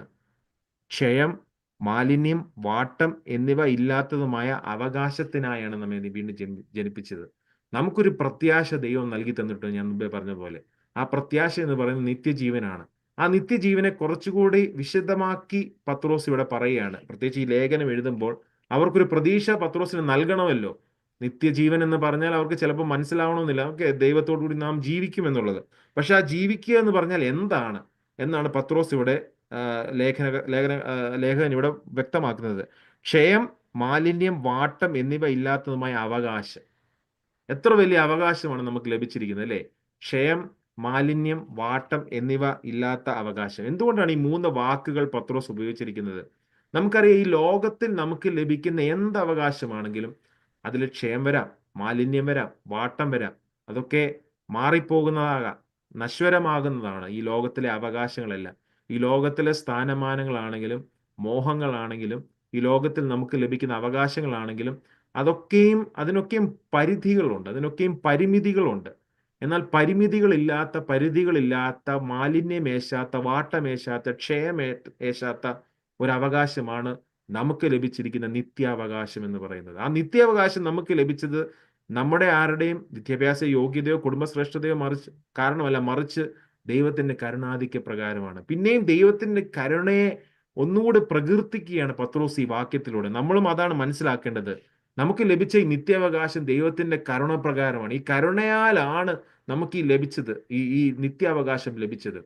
ഈ നിത്യാവകാശത്തിന്റെ പ്രത്യേകത എന്ന് പറയുന്നത്, ഈ നിത്യാവകാശം ദൈവത്തിൽ നിന്നാണ് നമുക്ക് ലഭിച്ചത്. ദൈവമാണ് ഇതിനെ കീപ്പ് ചെയ്യുന്നത്. ദൈവമാണ് ഇതിന്റെ ഓത്തർ എന്ന് പറയുന്നത്, ദൈവമാണ് ഇതിന്റെ ഓണർ എന്ന് പറയുന്നത്, ഇതിന്റെ ഉടമസ്ഥൻ എന്ന് പറയുന്നത് ദൈവമാണ്. അങ്ങനെ നിത്യാവകാശത്തിന് ഉടമസ്ഥനായ ദൈവം തന്റെ കരുണ നമ്മുടെ മേൽ ഉദിപ്പിച്ചു. തന്റെ സ്നേഹത്താൽ നമുക്ക് ഈ നിത്യാവകാശത്തിന്റെ ഭാഗവാക്കാകുവാൻ അനുവാദം നമുക്ക് നൽകി. അങ്ങനെ നാമും ദൈവരാജ്യത്തിലേക്ക് കടന്നു. നമ്മൾ പുതുതായി ജനിച്ചു. പുതുതായി ജനിച്ചില്ല എങ്കിൽ ദൈവരാജ്യത്തിൽ പ്രവേശനമില്ല. നാം പുതുതായി ജനിച്ചതുകൊണ്ട്, നാം ദൈവത്തിൽ വിശ്വാസം അർപ്പിച്ചതുകൊണ്ട്, കർത്താവായ യേശുക്രിസ്തുവിന്റെ മരണ പുനരുത്ഥാനത്തിൽ വിശ്വസിച്ചതുകൊണ്ട് നമുക്ക് ഈ ദൈവരാജ്യത്തിൽ പ്രവേശനം ലഭിച്ചു. അങ്ങനെ ദൈവരാജ്യത്തിൽ പ്രവേശനം ലഭിക്കുന്നവർക്ക് ഏവർക്കും ലഭിക്കുന്ന അവകാശമാണ് ഈ നിത്യാവകാശം, അല്ലെങ്കിൽ ഇൻഹെറിറ്റൻസ് എന്ന് ഇംഗ്ലീഷിൽ നാം കാണുന്നത്. അവകാശം, പുത്രത്വത്തിന്റെ അവകാശം, അല്ലേ? നമ്മൾ റോമലേഖനത്തെ വായിക്കുന്നുണ്ട്, നാം ദാസ്യരായിരുന്നു, അല്ലേ? ദാസ്യത്തിന്റെ ആത്മാവിനെയല്ല, നാം പുത്രത്വത്തിന്റെ ആത്മാവിനെയാണ് പ്രാപിച്ചിരിക്കുന്നത്. അങ്ങനെ ദാസ്യത്തിന്റെ ആത്മാവിൽ നിന്നും നമുക്കൊരു പ്രൊമോഷൻ ലഭിക്കുകയോ ചെയ്യുന്നത് എങ്ങനെയാണ്? കർത്താവായ യേശുക്രിസ്തുവിന്റെ മരണ പുനരുത്ഥാനത്താൽ. അങ്ങനെ തന്റെ മരണ പുനരുത്ഥാനത്താൽ ദാസ്യരിൽ നിന്ന് നമുക്ക് പ്രൊമോഷൻ ലഭിച്ച് നമ്മളിപ്പോൾ പുത്രന്മാരായിരിക്കും. നമ്മെ ദത്തെടുത്തിരിക്കുക ദൈവം, അല്ലേ? ആ ദത്തെടുക്കൽ പ്രോസസ്സിനെ പറ്റിയൊക്കെ റോമർ 8 നമ്മൾ വായിക്കുന്നു. ഞാൻ അതിലേക്ക് പോകുന്നില്ല. അങ്ങനെ ദത്തെടുക്കലിലൂടെയാണ് നാം ഈ വീണ്ടും ജനനം പ്രാപിച്ചത്. ദത്തെടുക്കലിലൂടെ നാം ദൈവരാജ്യത്തിൽ നമുക്ക് പ്രവേശനം ലഭിച്ചു. അങ്ങനെ പ്രവേശനം ലഭിച്ച് നമുക്ക് ലഭിച്ചിരിക്കുന്ന വലിയ ഒരു ദാനമാണ് നിത്യാവകാശം എന്ന് പറയുന്നത്. ആ നിത്യാവകാശത്തെ പറ്റിയാണ് പത്രോസ് വിശദമായി ഇവിടെ പറഞ്ഞിരിക്കുന്നത്. എന്താണ് ആ നിത്യാവകാശം? അത് ജീവനുള്ള അവകാശമാണ്. മറിച്ച് ആ ജീവനുള്ള അവകാശമാണ്, അത് എന്നേക്കും നിലനിൽക്കുന്ന അവകാശമാണ്. അതിനോട് കൂടെ അതിന്റെ ഫീച്ചേഴ്സായിട്ട്, അതിന്റെ പ്രത്യേകതകൾ, സവിശേഷതകൾ പത്രോസ് പറയുന്നത് ക്ഷയം, മാലിന്യം, വാട്ടം എന്നിവ ഏശാത്ത അവകാശമാണ്. അപ്പോൾ ഈ അവകാശം, ഈ അവകാശത്തെ പത്രോസ് കുറച്ചുകൂടി ഒന്ന് വിശദമാക്കുന്നുണ്ട്. നമുക്കറിയാം, അഞ്ചാം അധ്യായത്തില് 1 പത്രോസ് 5-ന്റെ സോറി 2 പത്രോസ് 3-13, അതായത് 2 പത്രോസ് 3-13 നമ്മൾ കാണുന്നുണ്ട് ഈ വാഗ്ദത്തം എന്ന് പറയുന്നത് എന്താണ്? ഇത് പുതിയ ആകാശവും പുതിയ ഭൂമിയുമാണ്. New heavens and new earth. Pathros പറയുന്നത് ഈ അവകാശം എന്ന് പറയുന്നത് 2 പത്രോസ് 3-13 വ്യക്തമാക്കുന്നുണ്ട്. അത് നമുക്ക് വേണമെങ്കിൽ ഒന്ന് വായിക്കാം. 2 പത്രോസ് 3-13 പറയുന്നത്, സെക്കൻഡ് എന്നാൽ പീറ്റർ നാം 3 വേഴ്സ് 13. എന്നാൽ നാം അവന്റെ വാഗ്ദത്ത പ്രകാരം നീതി വസിക്കുന്ന പുതിയ ആകാശത്തിനും പുതിയ ഭൂമിക്കുമായിട്ട് കാത്തിരിക്കും. Amen. Thank you for reading. നാം കാത്തിരിക്കുന്ന എന്തിനാണ്?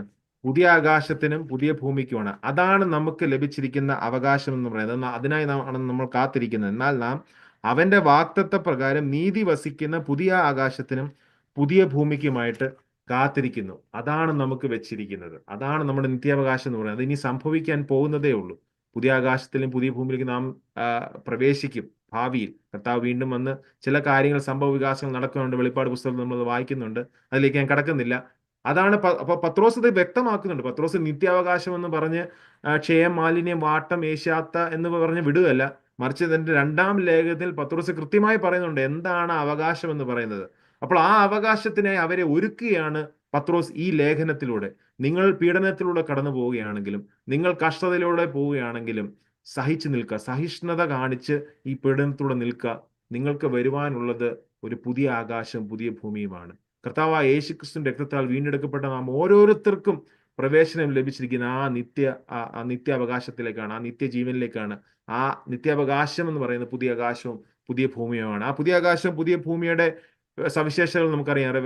വെളിപ്പാട് പുസ്തകം 21 നമ്മൾ കാണുന്നുണ്ട്. കണ്ണുനീരില്ല, ദുഃഖമില്ല, പാപമില്ല, യാതൊരുവിധ കഷ്ടതയോ പ്രയാസമില്ല. അങ്ങനെയുള്ള ഒരു വാഗ്ദത്തമാണ് നമുക്ക് ദൈവത്തിങ്കിൽ നിന്ന് ലഭിച്ചത്. അപ്പോൾ നാം ഈ ലോക ജീവിതത്തിലൂടെ പോകുമ്പോൾ നാം മനസ്സിലാക്കേണ്ട ഒരു കാര്യം, ഭാവിയിൽ നമുക്ക് ഒരു ഒരു അവകാശം നമുക്കായി കാത്തിരിക്കുന്നു. ആ അവകാശത്തിന്റെ ഗ്യാരണ്ടി എന്തുവാ? നമുക്കറിയാം, പരിശുദ്ധാത്മാവാണ്. നമുക്കറിയാം എഫേസ്യ ലേഖനം 1-14 നമ്മൾ കാണുന്ന അവകാശത്തിന്റെ അച്ചാരം എന്ന് നമ്മളൊരു വാക്ക് കാണുന്നുണ്ട് അല്ലേ? എഫേസ്യ ലേഖനം 1-14 അവകാശത്തിന്റെ അച്ചാരം. ആ അവകാശത്തിന്റെ അച്ചാരമാണ് തൃത്വത്തിൽ മൂന്നാമനെ പരിശുദ്ധാത്മാവ്. പരിശുദ്ധാത്മാവ് എന്ന ദൈവം പരിശുദ്ധാത്മാവിനെ നമുക്ക് നൽകിയിരിക്കുന്ന അതിന്റെ ഒരു ഡെപ്പോസിറ്റായാണ് അല്ലേ? എഫേസ്യർ 1-14 നമ്മൾ വായിക്കുന്നുണ്ട്. തന്റെ മഹത്വത്തിന്റെ പുകഴ്ചയായി അവകാശത്തിന്റെ അച്ചാരമായി പരിശുദ്ധാത്മാവിനാൽ നാം മുദ്രയിടപ്പെട്ടിരിക്കുകയാണ് അല്ലേ? അപ്പോൾ വിശ്വാസികളെ നമ്മൾ ഓരോരുത്തരെയും ആ അവകാശത്തിനായി പരിശുദ്ധാത്മാവ് ഒരുക്കിക്കൊണ്ടിരിക്കുകയാണ്. അതിന്റെ ആദ്യത്തെ സ്റ്റെപ്പ് എന്ന് പറയുന്നത് പരിശുദ്ധാത്മാവിനാൽ നാം മുദ്രയിടപ്പെട്ട് കഴിഞ്ഞു ഓൾറെഡി. എല്ലാ വിശ്വാസികളെയും പരിശുദ്ധാത്മാവ് മുദ്രയിടപ്പെട്ട് കഴിഞ്ഞു. അങ്ങനെ മുദ്ര ലഭിച്ചവരായ നമ്മൾ ആ അവകാശത്തിനായി കാത്തിരിക്കുകയാണ്. ആ അവകാശത്തിന്റെ അച്ചാരം എന്ന് പറയുന്നത് പരിശുദ്ധാത്മാവാണ്. അപ്പോൾ അത് പിന്നീട് നമ്മൾ എബ്രായ ലേഖനം 11 അതിന്റെ 16 വായിക്കുന്നുണ്ട്. വിശ്വാസ വീരന്മാരായി ആയിരുന്ന ആളുകൾ, പഴയ നിയമ ആളുകൾ കാത്തിരുന്ന അവകാശത്തെപ്പറ്റി എബ്രായ ലേഖനം 11-16 പറയുന്നുണ്ട്. അവരോ അധികം നല്ലതിനെ, സ്വർഗീയമായതിനെ തന്നെ കാംക്ഷിച്ചിരുന്നു. ആകയാൽ ദൈവം അവരുടെ ദൈവം എന്ന് വിളിക്കപ്പെടുവാൻ ലജ്ജിക്കുന്നില്ല. കാരണം അവൻ അവർക്കായി ഒരു നഗരം ഒരുക്കിയിരിക്കുന്നല്ലോ. അതായത് പഴയ നിയമ നമുക്കറിയാം വിശ്വാസ വീരന്മാരുടെ കാര്യങ്ങളാണ് എബ്രായ ലേഖനം 11 രേഖപ്പെടുത്തിയിരിക്കുന്ന എബ്രായ ലേഖനകർത്താവ്. ആ ലേഖനകർത്താവ് അത് പറയുമ്പോൾ തന്നെ 11-16 പറയുന്നു, ആ അവകാശത്തെ പറ്റി പറയുന്നുണ്ട്. നമ്മളിപ്പോൾ വായിച്ച നിത്യാവകാശത്തെ പറ്റി ഒന്നുകൂടെ എബ്രായ ലേഖനകർത്താവ് പറയുന്നുണ്ട്. എന്താണ്? അവരോ അധികം നല്ലതിനെ, അതായത് ഇവിടെ ലഭിച്ച അവകാശങ്ങളല്ല, മറിച്ച് അതിനേക്കാളും ശ്രേഷ്ഠമേറിയ ഒരു അവകാശത്തെ, സ്വർഗീയമായതിനെ തന്നെ, ആ അവകാശം സ്വർഗീയമാണ്. അപ്പോൾ നാം മനസ്സിലാക്കേണ്ടത് ഈ നമുക്ക് ലഭിച്ചിരിക്കുന്ന നിത്യാവകാശം എന്ന് പറയുന്നത് അത് ഭൗതികമല്ല, അത് ലൗകികമല്ല, മറിച്ച് സ്വർഗീയമായ ഒരു അവകാശത്തെയാണ് നാം ലഭിച്ചിരിക്കുന്നത്. ഇപ്പോൾ നാം പല പ്രസംഗങ്ങൾ കേൾക്കുമ്പോൾ ഈ ഭൂമിയിലുള്ള അവകാശത്തെ പറ്റിയും ഭൗമികമായി നമുക്ക് ലഭിക്കുന്ന അവകാശത്തെ പറ്റിയും ഒക്കെയാണ് പല പ്രസംഗങ്ങളും നമ്മൾ ഇന്ന് കൺവെൻഷൻ സ്റ്റേജുകളിലൊക്കെ കേൾക്കുന്നത്. എന്നാൽ നാം മനസ്സിലാക്കേണ്ടത്, ബൈബിൾ പഠിക്കുമ്പോൾ ഒരു വിശ്വാസിക്ക് ലഭിക്കുന്ന അവകാശം എന്ന് പറഞ്ഞാൽ അവന്റെ നിത്യാവകാശമാണ്. ആ നിത്യാവകാശം ലഭിക്കാൻ പോകുന്നത് വരുവാനുള്ള ലോകത്തിലാണ്. ആ നിത്യാവകാശത്തിന് വേണ്ടിയാണ് ദൈവശക്തിയിൽ നാം കാക്കപ്പെടുന്നത്. അതിനായാണ് ദൈവം നമ്മെ ഓരോരുത്തരെയും ഒരുക്കിക്കൊണ്ടിരിക്കുന്നത്. അതുകൊണ്ട് ഇവിടെ ലഭിക്കുന്ന അവകാശങ്ങളൊക്കെ നശ്വരമാണ്. നാം മനസ്സിലാക്കേണ്ട ഒരു കാര്യമാണ്, ഇവിടെ ലഭിക്കുന്ന അവകാശങ്ങളൊക്കെ നശിച്ചു പോകും, ഒക്കെ നശ്വരമാണ്. ഇവിടെ ലഭിക്കുന്ന പണമായാലും ജോലിയായാലും സമ്പാദ്യമായാലും കുടുംബമായാലും ശ്രേഷ്ഠത എന്ത് ലഭിച്ചാലും അതൊക്കെയും ഇവിടം കൊണ്ട് തീരും. എന്നാൽ എന്നേക്കും നിലനിൽക്കുന്ന ഒരു അവകാശം നമുക്കുണ്ട്. ആ അവകാശത്തെ പറ്റിയാണ് പത്രോസ് പറയുന്നത്, ക്ഷയം, മാലിന്യം, വാട്ടം എന്നിവ ഏശാത്ത ഒരു അവകാശം. ഇതൊന്നും ഏശാത്ത ഒരു നിർമ്മലമായ അവകാശം നമ്മെ കാത്തിരിക്കുന്നു. ആ നിത്യമായ അവകാശത്തെ പറ്റിയാണ് എബ്രായ ലേഖന കർത്താവ് പറയുന്നത്. സ്വർഗീയമായ അവകാശം. ആ സ്വർഗീയമായതിനെ തന്നെ കാംക്ഷിച്ചിരുന്നു. ആരാണ്? പഴയ നിയമ വിശ്വാസ വീരന്മാർ. ആകയാൽ ദൈവം അവരുടെ ദൈവം എന്ന് വിളിക്കപ്പെടുവാൻ ലജ്ജിക്കുന്നില്ല. കാരണം എന്താ? ദൈവം അവരുടെ ദൈവം എന്ന് വിളിക്കപ്പെടുവാൻ ലജ്ജിക്കാത്തതിന്റെ കാരണം അവര് ഭൗതിക അവകാശത്തെ പറ്റിയല്ല കാത്തിരുന്നത്, മറിച്ച് സ്വർഗീയമായ അവകാശത്തെ പറ്റിയാണ് കാത്തിരുന്നത്. അങ്ങനെ ദൈവം അവരെക്കുറിച്ച് എന്താണ് ഉദ്ദേശിച്ചത് അത് തന്നെ അവരുടെ ജീവിതത്തിൽ അവർ നിവർത്തിച്ചു. എന്താണ്? ഭൗതികമായതിനെ നോക്കിയല്ല, മറിച്ച് സ്വർഗീയമായതിനെ നോക്കി കാത്തിരുന്നു. നമുക്കറിയാം, എബ്രഹാം ആയാലും നോഹയായാലും ദാവീദായാലും ഇവരൊക്കെയും സ്വർഗീയമായതിനെയാണ് കാത്തിരുന്നത്. ഇവിടെ ഉള്ളതൊക്കെ അവർക്ക് ലഭിച്ചു. ഇവിടെ പഴയ നിയമത്തിന്റെ പഴയ നിയമ വചനങ്ങൾ നമ്മൾ വായിക്കുമ്പോൾ പറയാം, പഴയ നിയമത്തിൽ ദൈവത്തിന്റെ ഫേവർ എന്ന് പറയുന്നത് ഈ ഭൂമിയിൽ ലഭിക്കുന്ന ഭൂമിയും സ്ഥലങ്ങളും ഒക്കെ ആയിരുന്നു. ഇവിടെ ലഭിക്കുന്ന പൊസഷൻസ് ആയിരുന്നു ദൈവത്തിന്റെ ഫേവറിന്റെ ഒരു അടയാളം എന്ന് പറയുന്നത്. എന്നാൽ പുതിയ നിയമത്തിലേക്ക് കടന്നു വരുമ്പോൾ പൊരുളിലേക്ക്, നിഴലിൽ അങ്ങനെ ആയിരുന്നെങ്കിലും പൊരുളിൽ നമുക്കറിയാം ദൈവം നമുക്കായി ഒരുക്കിയിരിക്കുന്ന നിത്യാവകാശമാണ്, ഇവിടെ ഉള്ളതൊന്നുമല്ല. അപ്പോൾ പഴയ നിയമത്തിൽ ഭൂമിയിൽ ലഭിക്കുന്ന അവകാശങ്ങൾ അവർക്ക് കിട്ടിയെങ്കിൽ പോലും അതിൽ സംതൃപ്തരായിരുന്നില്ല അവർ, പഴയ നിയമ വിശ്വാസ വീരന്മാർ. മറിച്ച് അതിനൊക്കെ അപ്പുറം, അത് കിട്ടിയിട്ട് പോലും അവർ സ്വർഗീയമായതിനെ കാത്തിരുന്നു. അപ്പോൾ എത്ര ശ്രേഷ്ഠമായിരുന്നു അവരുടെ വിശ്വാസം എന്നാണ് എബ്രായ ലേഖന കർത്താവ് 11-ാം അധ്യായത്തിൽ എബ്രായറിൽ പറയുന്നത്. നമ്മൾ പലപ്പോഴും എബ്രായ 11 വ്യാഖ്യാനിക്കുമ്പോൾ പലപ്പോഴും നമ്മൾ ഇവിടെയുള്ള വിശ്വാസം, നമ്മൾ വിശ്വസിച്ചാൽ നമുക്ക് ഇവിടെ പലതും കിട്ടുമെന്നാണ് നമ്മൾ പലതും വ്യാഖ്യാനിച്ച് കേട്ടിട്ടുള്ളത്. എന്നാൽ എബ്രായ ലേഖന കർത്താവ് 11-ൽ പറയുന്നത് ഇവിടെ ലഭിക്കുന്നതിന് അപ്പുറമായി പഴയ നിയമ വിശ്വാസ വീരന്മാർ സ്വർഗീയമായതിനെ കാംക്ഷിച്ചിരുന്നു, സ്വർഗീയമായതിനെ കാത്തിരുന്നു. അതിനെയാണ് വിശ്വാസം എന്ന് ലേഖന കർത്താവ് പറയുന്നത്. ആ വിശ്വാസത്തെയാണ് വിശ്വാസം എന്ന് പറയുന്നത്. അതായത് ആശിക്കുന്നതിനൊപ്പം കാണാത്ത കാര്യങ്ങൾ നിശ്ചയവുമാകുന്നു, അല്ലെ? ആ കാണാത്ത കാര്യം എന്തോ? നിത്യതയാണ്. അതായത് ഇവിടെ ലഭിക്കാൻ പോകുന്ന കാണാത്ത കാര്യമല്ല, മറിച്ച് ആശിക്കുന്നതിന് ഉറപ്പെന്ന് പറയുന്നത് നിത്യതയാണ്. കാണാത്ത കാര്യങ്ങളുടെ നിശ്ചയം എന്ന് പറയുന്നത് നിത്യതയാണ്. ആ നിത്യാവകാശത്തിന് വേണ്ടിയാണ് അവർ തങ്ങളുടെ പ്രതീക്ഷ വെച്ചിരുന്നത്. ആരാ? പഴയ നിയമ വിശുദ്ധന്മാർ. അപ്പോൾ ഇവിടെ ലഭിച്ചിട്ട് പോലും അവർക്ക് അതിൽ സംതൃപ്തി അണയാതെ അവർ സ്വർഗീയമായതിനെ കാത്തിരുന്നു. അപ്പോൾ പുതിയ നിയമ വിശുദ്ധന്മാരായ നമ്മൾ ഓരോരുത്തരും എന്താണ് ചെയ്യേണ്ടത്? എന്താണ് ദൈവം നമ്മെക്കുറിച്ച് ആഗ്രഹിക്കുന്നത്? ആ നിത്യാവകാശത്തിനായി കാത്തിരിക്കുക. നമ്മൾ ഏവരും കർത്താവായ യേശുക്രിസ്തുവിന്റെ രക്തത്താൽ വീണ്ടെടുക്കപ്പെട്ട ഏവരും േണ്ടത് ആ നിത്യാവകാശത്തിനായി വേണ്ടിയാണ്. കൊലോസ്യർ ലേഖനം 1:12 പറയുന്നത്, വിശുദ്ധന്മാർക്ക് വെളിച്ചത്തിലുള്ള അവകാശത്തിനായി നമ്മെ പ്രാപ്തന്മാരാക്കുകയും. കൊലോസ്യർ 1:12. അതിന് വേറൊരു വ്യാഖ്യാനം കൊടുക്കുകയാണ്, വെളിച്ചത്തിലുള്ള അവകാശത്തിനായി. എന്തുകൊണ്ടാണ് വെളിച്ചത്തിലുള്ള അവകാശത്തിനായി എന്ന് പറയുന്നത്? നാം അന്ധകാരത്തിലായിരുന്നു, അല്ലേ? അന്ധകാരത്തിന്റെ രാജ്യത്തിലായിരുന്നു നാം ഓരോരുത്തരും. അതിന്റെ പിന്നീടുള്ള വാക്യങ്ങൾ നമ്മൾ കാണുന്നുണ്ട്. അന്ധകാരത്തിന്റെ രാജ്യത്തിലായിരുന്ന നമ്മെ വെളിച്ചത്തിലുള്ള രാജ്യത്തിലേക്ക് ദൈവം നമ്മെ കൊണ്ടാക്കി, അല്ലെ? ദൈവം നമ്മെ വിളിച്ചു വേർതിരിച്ചു, അല്ലെ? അന്ധകാരത്തിൽ നിന്ന് അത്ഭുത പ്രകാശത്തിലേക്ക് വിളിച്ചവന്റെ സൽഗുണങ്ങളെ ഘോഷിപ്പാൻ തക്കവണ്ണം നമ്മൾ പത്രോസിൽ 2 കാണുന്നുണ്ട്.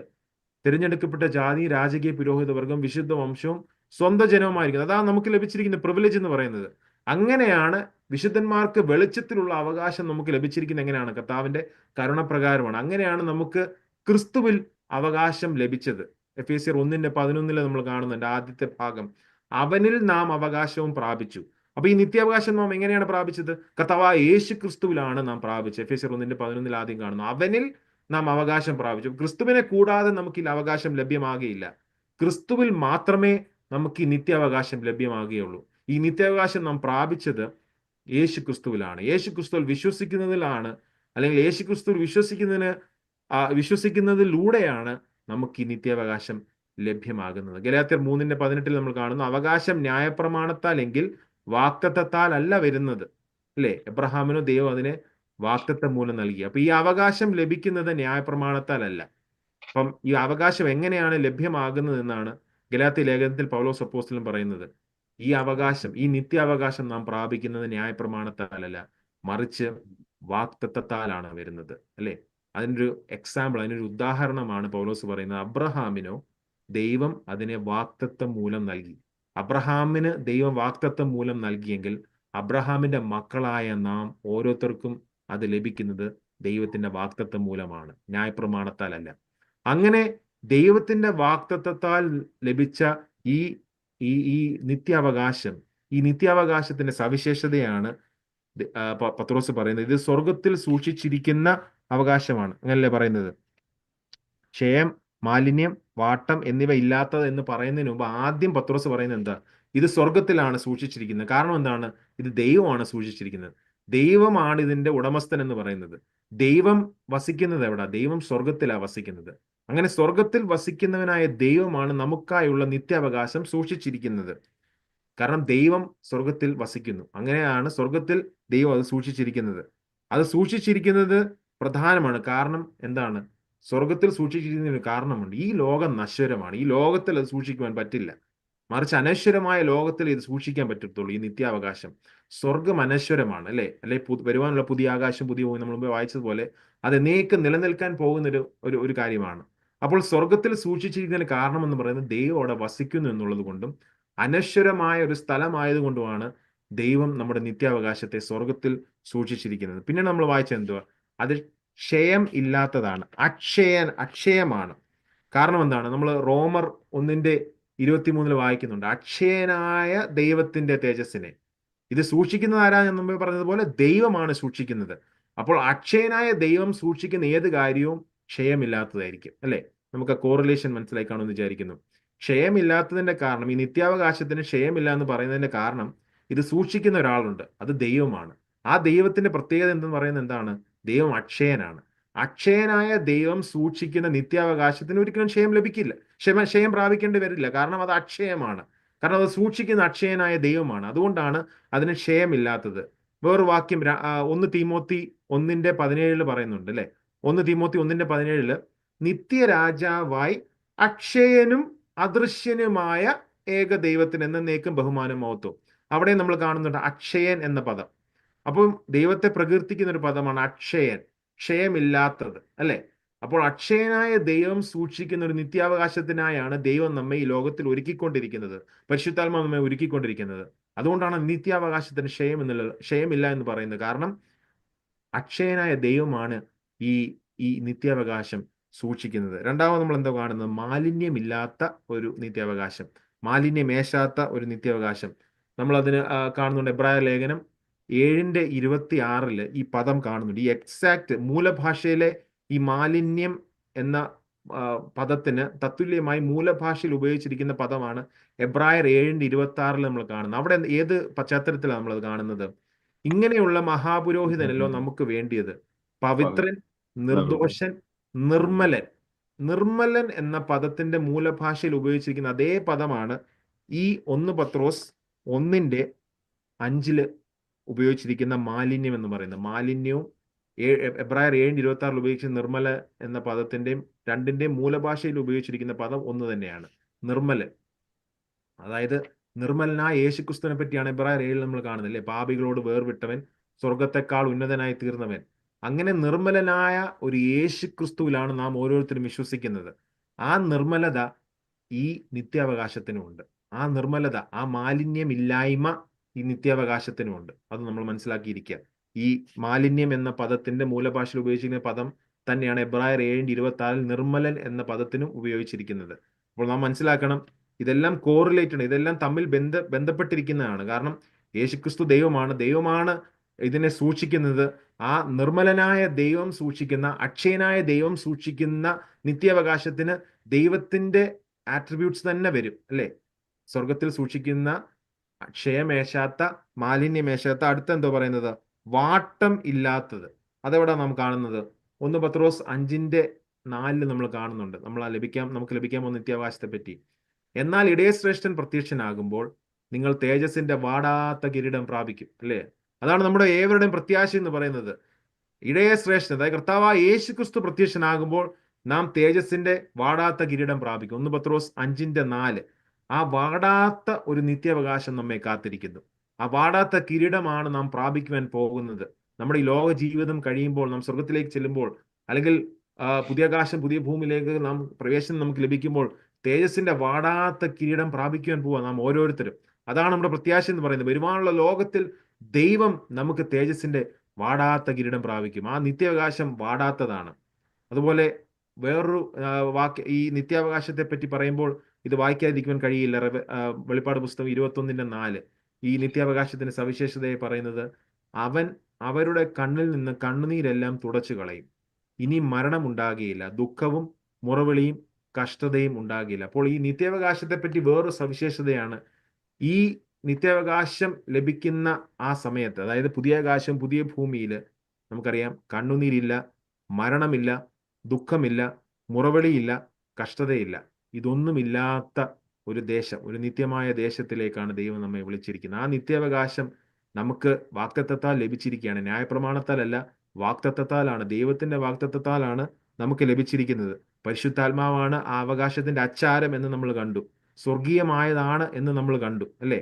അപ്പോൾ ഇങ്ങനെ 4 കൂട്ടം സവിശേഷതകൾ ഈ നിത്യാവകാശത്തെ പറ്റി നമ്മൾ വായിച്ചു. എന്താണ് നമ്മൾ വായിച്ചത്?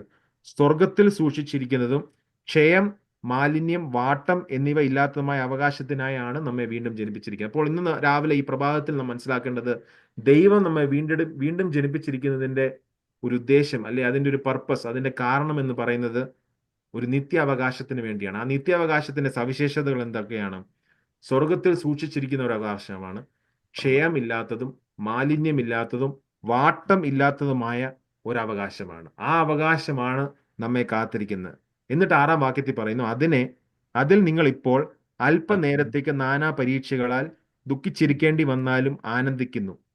അഴിഞ്ഞു പോകുന്നതും തീയിൽ ശോധന കഴിക്കുന്നതുമായ പൊന്നിനേക്കാൾ നിങ്ങളുടെ വിശ്വാസത്തിന് പരിശോധന വിലയേറിയതെന്നും യേശുക്രിസ്തുവിന്റെ പ്രത്യക്ഷതയിൽ പുകഴ്ചയ്ക്കും തേജസ്സിനും മാനത്തിനുമായി കാണുവാൻ അങ്ങനെ ഇടവരും. അപ്പോൾ ഈ നിത്യാവകാശം ലഭിച്ച നമ്മൾ, അല്ലേ, നമുക്കിത് വാഗ്ദത്തത്താൽ ലഭിച്ചു.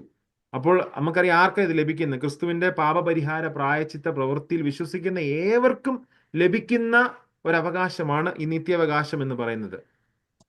അല്ലെങ്കിൽ ദൈവശക്തിയിൽ കാക്കപ്പെടുന്ന നമ്മൾ ഓരോരുത്തർക്കും ലഭിക്കുന്ന അവകാശമാണ് ഈ നിത്യാവകാശം എന്ന് പറയുന്നത്. ഇത് നമ്മുടെ പരിശ്രമത്താൽ അല്ല നമുക്ക് ലഭിക്കുന്നത്. നമ്മൾ മുമ്പ് പറഞ്ഞതുപോലെ വാക്തത്വത്താലാണ് ലഭിക്കുന്നത്. ആൻഡ് അതിന്റെ കൂടെ തന്നെ നാം വീഴാതിരിക്കുവാൻ ദൈവശക്തിയാൽ നാം കാക്കപ്പെടുന്നു എന്ന് നമ്മൾ വായിച്ചു, അല്ലേ? ദൈവശക്തിയാൽ നാം കാക്കപ്പെടുന്നു. എന്തുകൊണ്ട്? വീഴാതിരിക്കുവാൻ. പരിശുദ്ധാത്മാവാണ് ആ അവകാശത്തിന്റെ അച്ചാരം എന്ന് നമ്മൾ വായിച്ചു. ഇനിയും പത്രോസ് പറയുന്നത്, ഈ ഈ ഈ ഈ ലേഖനകർത്താവ് ഈ 5 പ്രദേശങ്ങളിൽ ചിതറിക്കിടക്കുന്ന വിശ്വാസികൾക്ക് എഴുതുമ്പോൾ പറയുക, അതിൽ നിങ്ങൾ ഇപ്പോൾ അല്പനേരത്തേക്ക് നാനാ പരീക്ഷകളാൽ ദുഃഖിച്ചിരിക്കേണ്ടി വന്നാലും ആനന്ദിക്കുന്നു. ഈ ഇമ്മീഡിയറ്റ് കോണ്ടെക്സ്റ്റിൽ, ഈ പശ്ചാത്തലത്തിൽ പത്രോസ് ആരോടാ പറയുന്നത്? മുമ്പേ പറഞ്ഞ പോലെ നീറോ ചക്രവർത്തിയുടെ പീഡനത്താൽ ഭാരപ്പെടുന്ന, പ്രയാസപ്പെടുന്ന, വേദന അനുഭവിക്കുന്ന ആളുകളോടാണ് പത്രോസ് ഇത് പറയുന്നത്.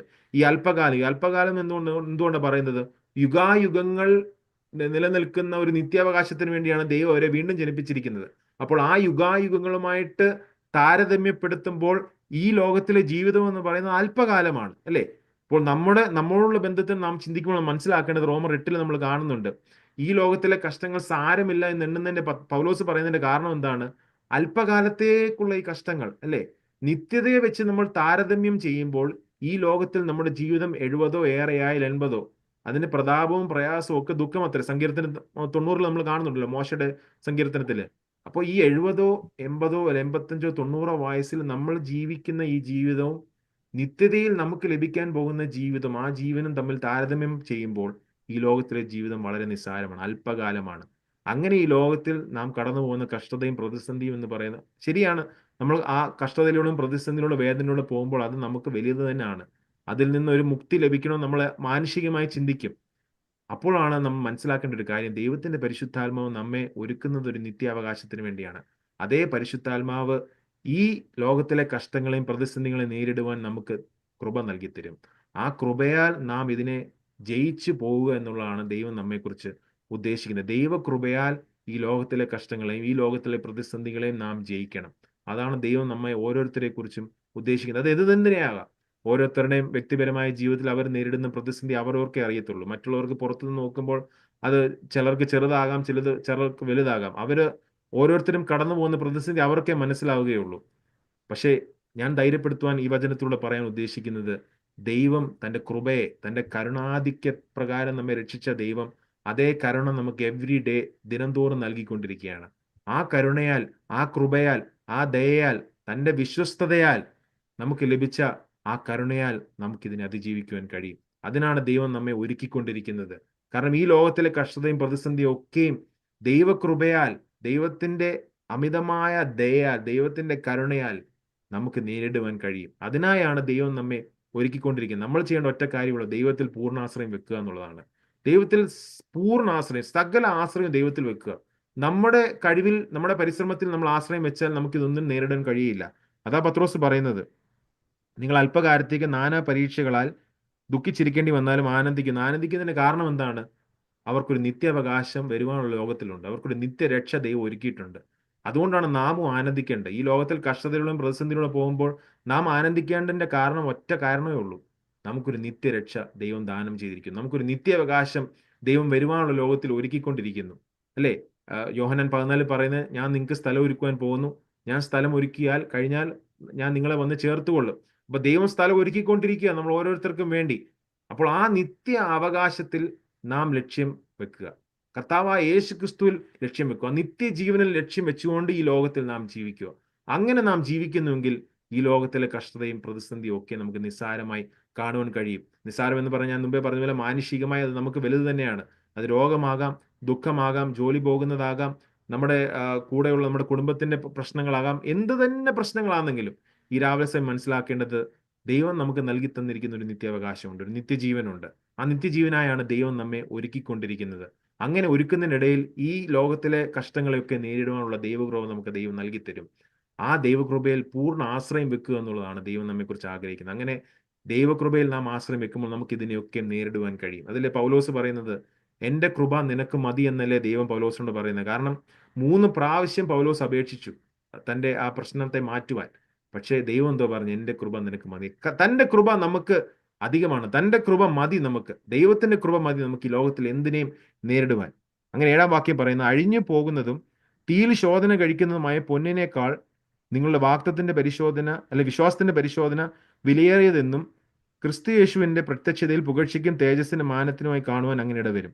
സോ ഈ കഷ്ടതയെ, ഈ ലോകത്തിൽ നമ്മൾ നേരിടുന്ന പ്രശ്നങ്ങളെ, പ്രതിസന്ധികളെ പത്രോസ് ഒരു പൊന്നിനോട് ഉപമിക്കുക ചെയ്യുന്നത്, അല്ലെ പൊന്ന് തീയിലൂടെ കടന്നു പോകുന്ന അനുഭവത്തിലൂടെ ഉപമിക്കുക ചെയ്യുന്നത്. അപ്പൊ എന്താണ് ആ അനുഭവം എന്ന് പറയുന്നത്? നമുക്കറിയാം, പൊന്ന് തീയിൽ കൂടെ കടത്തിവിടും. സ്വർണ്ണപ്പണിക്കാരെ കുറിച്ച് അറിയാം, നമ്മൾ നാട്ടിൽ സ്വർണ്ണപ്പണിക്കാരെ കുറിച്ചൊക്കെ നിങ്ങൾക്ക് അറിയാം. പൊന്നിനെ തീയിലൂടെ കടത്തിവിടുന്നത് എന്തിനു വേണ്ടിയാ? അത് അവസാനം ആ തീയിലൂടെ കടത്തിവിട്ട് കഴിയുമ്പോൾ അതിന്റെ ഇമ്പ്യൂരിറ്റീസ്, അതിന്റെ വേണ്ടാത്ത കാര്യങ്ങളൊക്കെ മാറും.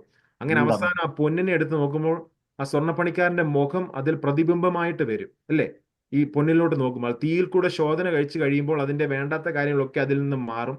അങ്ങനെ ശോധന കഴിച്ചു കഴിഞ്ഞ് പൊന്നിനെ പുറത്തെടുക്കുമ്പോൾ ആ പൊന്നിലേക്ക് സ്വർണ്ണപ്പണിക്കാരൻ നോക്കുമ്പോൾ തന്റെ പ്രതിബിംബം കണ്ണാടി പോലെ വ്യക്തമായി തന്റെ പ്രതിബിംബം കാണാം. ഇത് തന്നെയാണ് ദൈവവും നമ്മിലൂടെ ചെയ്യുന്നത്. എന്താണ് ദൈവം ചെയ്യുന്നത്? ഈ കഷ്ടതയാകുന്ന, പരിശോധനയാകുന്ന, വേദനയാകുന്ന തീയിലൂടെ, ഈ ലോകത്തിലെ പലവിധ തീയിലൂടെ നമ്മളെ ദൈവം കടത്തിവിടും, അല്ലേ? കഷ്ടതയിലൂടെയും ശോധനയിലൂടെയും രോഗത്തിലൂടെയും ദുഃഖത്തിലൂടെയും ദൈവം നമ്മളെ കടത്തിവിടും. അതൊക്കെ നമ്മുടെ ജീവിതത്തിൽ നമുക്കതൊരു തീയായാണ് നമുക്ക് തോന്നുന്നത്. പക്ഷെ ദൈവം അതിനെ ഒരു തീയായിട്ടല്ല കാണുന്നത്, അതൊരു പരിശോധനയായിട്ടാണ് കാണുന്നത്. നമ്മുടെ വിശ്വാസത്തെ അതിനൊരു മൂർച്ച വരുത്തുവാൻ വേണ്ടിയാണ് ദൈവം അതിലൂടെ നമ്മളെ കടത്തിവിടുന്നത്. അവസാനം സ്വർണ്ണപ്പണിക്കാരൻ പൊന്നിനെ നോക്കുന്ന പോലെ ദൈവം നമ്മെ ഓരോരുത്തരെയും നോക്കും. ദൈവത്തിന്റെ പ്രതിബിംബമായി നമ്മൾ പ്രതിധ്വനിക്കുന്നുണ്ടോ എന്ന് ദൈവം നോക്കും. അതാണ് ആ പ്രോസസ്സിൽ നടക്കുക എന്ന് പറഞ്ഞത്. അതല്ലേ റോമർക്ക് എഴുതിയ ലേഖനം 8 കാണുന്നത്, ക്രിസ്തുവിനോട് നമ്മെ അനുരൂപമാക്കുക ചെയ്യുന്നത്. അതായത് ഈ ലോകത്തിലെ കഷ്ടതയിലൂടെയും പ്രതിസന്ധിയിലൂടെയും ദുഃഖത്തിലൂടെ പോകുമ്പോൾ ഫൈനലി സംഭവിക്കുന്നുണ്ട്, അതിൽ നിന്ന് നാം പുറത്ത് കടന്നു കഴിയുമ്പോൾ, അതിൽ നിന്ന് നാം വിജയകരമായി പുറത്തു വന്നു കഴിയുമ്പോൾ ദൈവം നമ്മളെ നോക്കും. ദൈവം നമ്മളെ നോക്കിയിട്ട് കർത്താവായ യേശു ക്രിസ്തുവിനെ കാണുവാൻ പറ്റുന്നുണ്ടോ എന്ന് ദൈവം നോക്കുന്നു.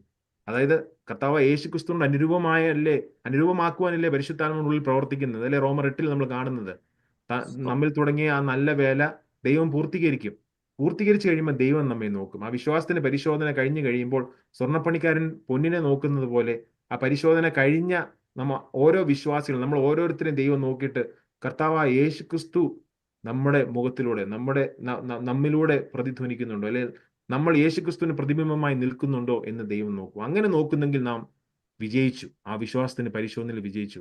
അങ്ങനെ വിജയിക്കുവാനാണ് ദൈവം നമ്മെ ഓരോരുത്തരെ കുറിച്ചും ആഗ്രഹിക്കുന്നത്. അതുകൊണ്ടാണ് പത്രോസ് ഈ ഉപമ, ഒരു അലങ്കാരം പറയുന്നത്, അഴിഞ്ഞു പോകുന്നതും തീയിൽ ശോധന കഴിക്കുന്നതുമായ പൊന്നിനേക്കാൾ നിങ്ങൾ വിശ്വാസത്തിന്റെ പരിശോധന വിലയേറിയതെന്ന് യേശുക്രിസ്തുവിന്റെ പ്രത്യക്ഷത. എപ്പോഴാണ് അത് തെളിയിക്കുന്നത്? യേശുക്രിസ്തുവിന്റെ പ്രത്യക്ഷതയിൽ, അല്ലേ? കർത്താവായ യേശുക്രിസ്തു വീണ്ടും വരുമ്പോൾ തന്റെ പ്രത്യക്ഷതയിൽ എന്താണ് അത് റിവീൽ ചെയ്യുന്നത്? പുകഴ്ചയ്ക്കും തേജസ്സിനും മാനത്തിനുമായി കാണുവാൻ അങ്ങനെ വരും. അങ്ങനെ നാം വിശ്വാസത്തിന്റെ പരിശോധനയിൽ കൂടെ പോയി കഴിയുമ്പോൾ, കഷ്ടതയിലൂടെ പോയി കഴിയുമ്പോൾ നമ്മുടെ വിശ്വാസത്തിന്റെ പരിശോധന വലിയതെന്ന് കർത്താവിന് മനസ്സിലാവും. എങ്ങനെയാ മനസ്സിലാവുന്നത്?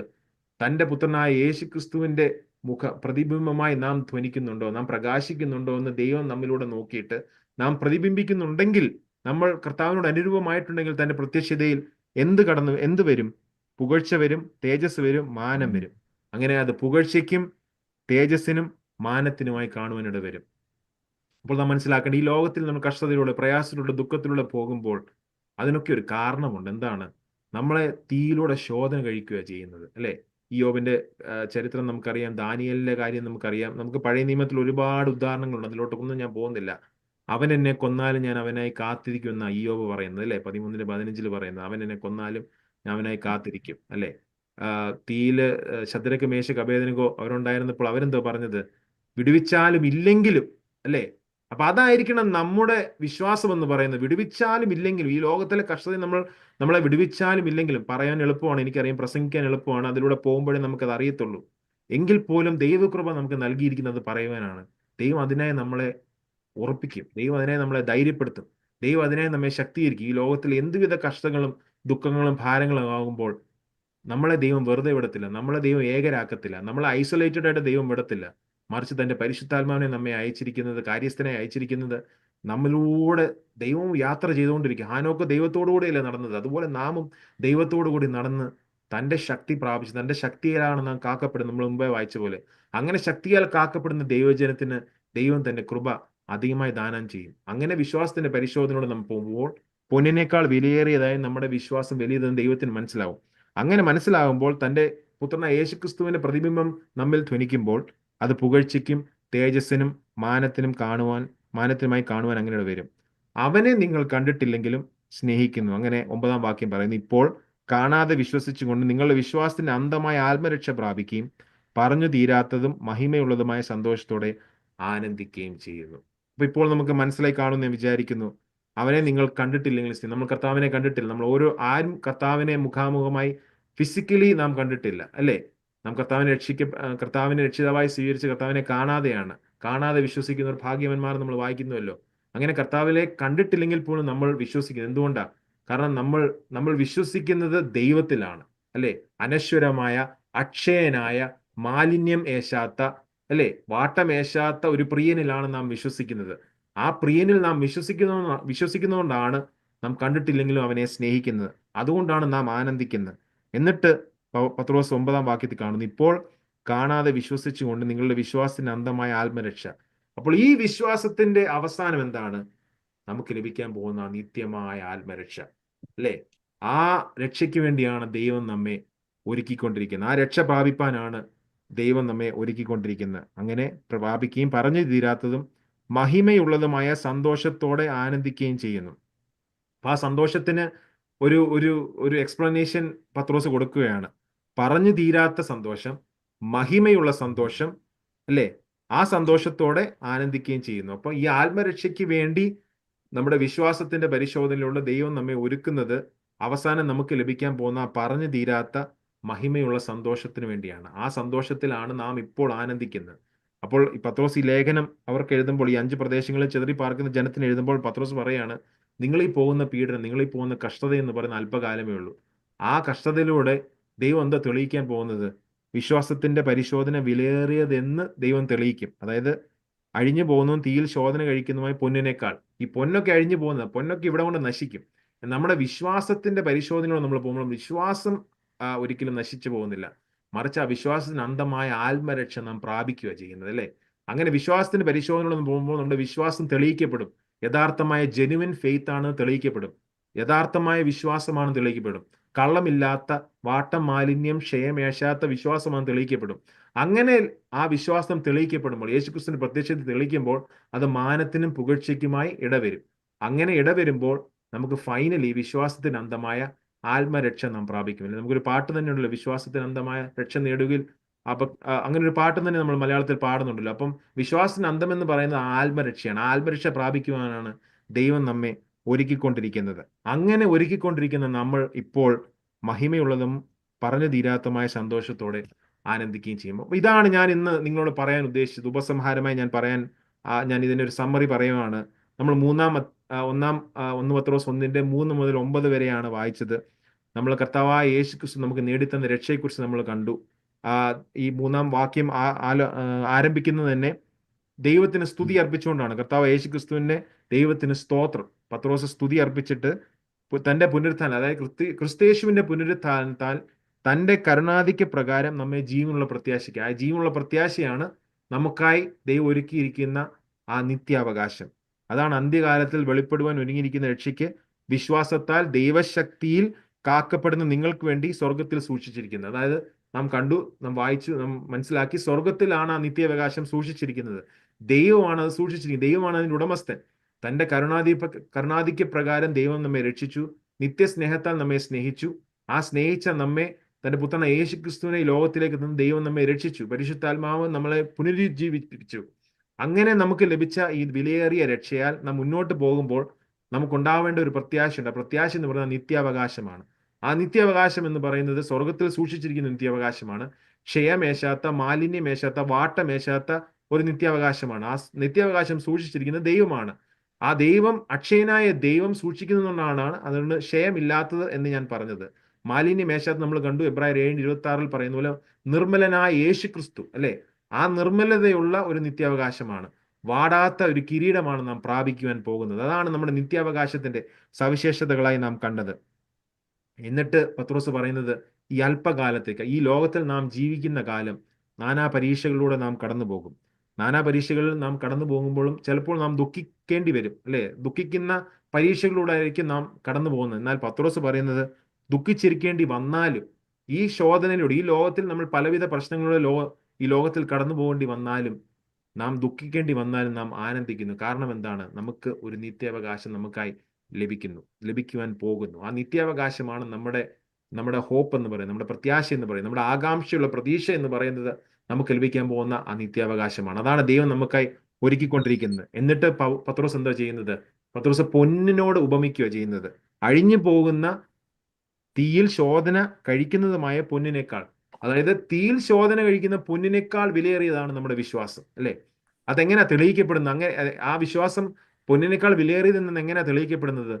നമ്മൾ ഈ ലോകത്തിന്റെ കഷ്ടത്തിലൂടെ പോകുമ്പോൾ, തീയിലൂടെ പോകുമ്പോൾ, അത് തെളിയിക്കുന്ന എന്തുവാണ്? ഫൈനലി നാം കർത്താവായ യേശു ക്രിസ്തുവിനെ പ്രതിബിംബിക്കുന്നുണ്ടോ, പ്രതിബിംബമായി രൂപപ്പെടുന്നുണ്ടോ? ദൈവം നമ്മളെ നോക്കും. വിശ്വാസത്തിന്റെ പരിശോധനയിലൂടെ പോയി കഴിയുമ്പോൾ ദൈവം നമ്മളെ നോക്കും. തന്റെ പ്രത്യക്ഷതയിൽ നമ്മെ ഓരോരുത്തരെയും ന്യായം വിധിക്കുമ്പോൾ ദൈവം നോക്കും, യേശു ക്രിസ്തുവിന്റെ പ്രതിബിംബമായി നാം വരുന്നുണ്ടോ? അങ്ങനെയുണ്ടെങ്കിൽ അത് മാനത്തിനും പുകഴ്ചയ്ക്കുമായിട്ട് ഇടവരും. അങ്ങനെ പുകഴ്ചയ്ക്കായിട്ട് ഇടവരും. അങ്ങനെ അവനെ നിങ്ങൾ കണ്ടിട്ടില്ലെങ്കിലും സ്നേഹിക്കും. നമ്മൾ കണ്ടു, കർത്താവ് യേശു ക്രിസ്തുവിനെ നാം കണ്ടിട്ടില്ല, എങ്കിൽ പോലും നാം അവനെ സ്നേഹിക്കുന്നു. കാരണം അവൻ നമ്മുടെ ദൈവമാണ്, അവൻ നമ്മുടെ കർത്താവാണ്, അവൻ നമ്മുടെ പ്രിയനാണ്. അതാണ് നമ്മുടെ വിശ്വാസത്തിന്റെ പ്രത്യേകത എന്ന് പറയുന്നത്. ഈ ലോകത്തിലുള്ളവർ പലതിനെയും കണ്ടിട്ടാണ് വിശ്വസിക്കുന്നത്, എന്നാൽ നാം കാണാത്തതിനെ വിശ്വസിക്കുന്നത്. അതാണ് ദൈവം നമുക്ക് തന്നിരിക്കുന്ന ദർശനം എന്ന് പറയുന്നത്. ദൈവം നമുക്ക് തന്നിരിക്കുന്ന കൃപ, ദൈവം നമുക്ക് തന്നിരിക്കുന്ന വിശ്വാസം എന്ന് പറയുന്നത് കാണാത്തതിനെ വിശ്വസിക്കുവാനാണ്. ആ നിത്യാവകാശം നാം കണ്ടിട്ടില്ല ഇതുവരെയും, നമ്മൾ ഇനി കാണാൻ പോകുന്നതേ ഉള്ളൂ. എന്നിട്ട് 9-ാം വാക്യത്തിൽ പറയുന്നു, ഇപ്പോൾ കാണാതെ വിശ്വസിച്ചും കൊണ്ട് നിങ്ങൾ വിശ്വാസത്തിന് അന്ധമായ ആത്മരക്ഷ പ്രാപിക്കുകയും പറഞ്ഞു തീരാത്ത മഹിമയുള്ളതുമായ സന്തോഷത്തോടെ ആനന്ദിക്കുകയും ചെയ്യുന്നു. ഇപ്പോൾ ആനന്ദിക്കുന്നതിന്റെ, പറഞ്ഞു തീരാത്ത മഹിമയുള്ളതുമായ സന്തോഷത്തോടെ ആനന്ദിക്കുകയും ചെയ്യുന്നതിന്റെ കാരണം എന്താണ്? ആ വിശ്വാസത്തിന് അന്ധമായ ആത്മരക്ഷ നാം പ്രാപിക്കുവാൻ പോകുന്നു.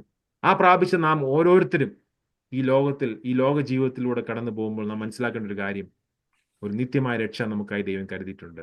ഒരു നിത്യജീവൻ നമുക്കായി കരുതിയിട്ടുണ്ട്. ഒരു നിത്യ അവകാശം നമുക്കായി കരുതിയിട്ടുണ്ട്. അത് ഓൾറെഡി തുടങ്ങിയിട്ടുണ്ട്. നാം രക്ഷിക്കപ്പെടുമ്പോൾ തുടങ്ങിയിരിക്കുന്നു.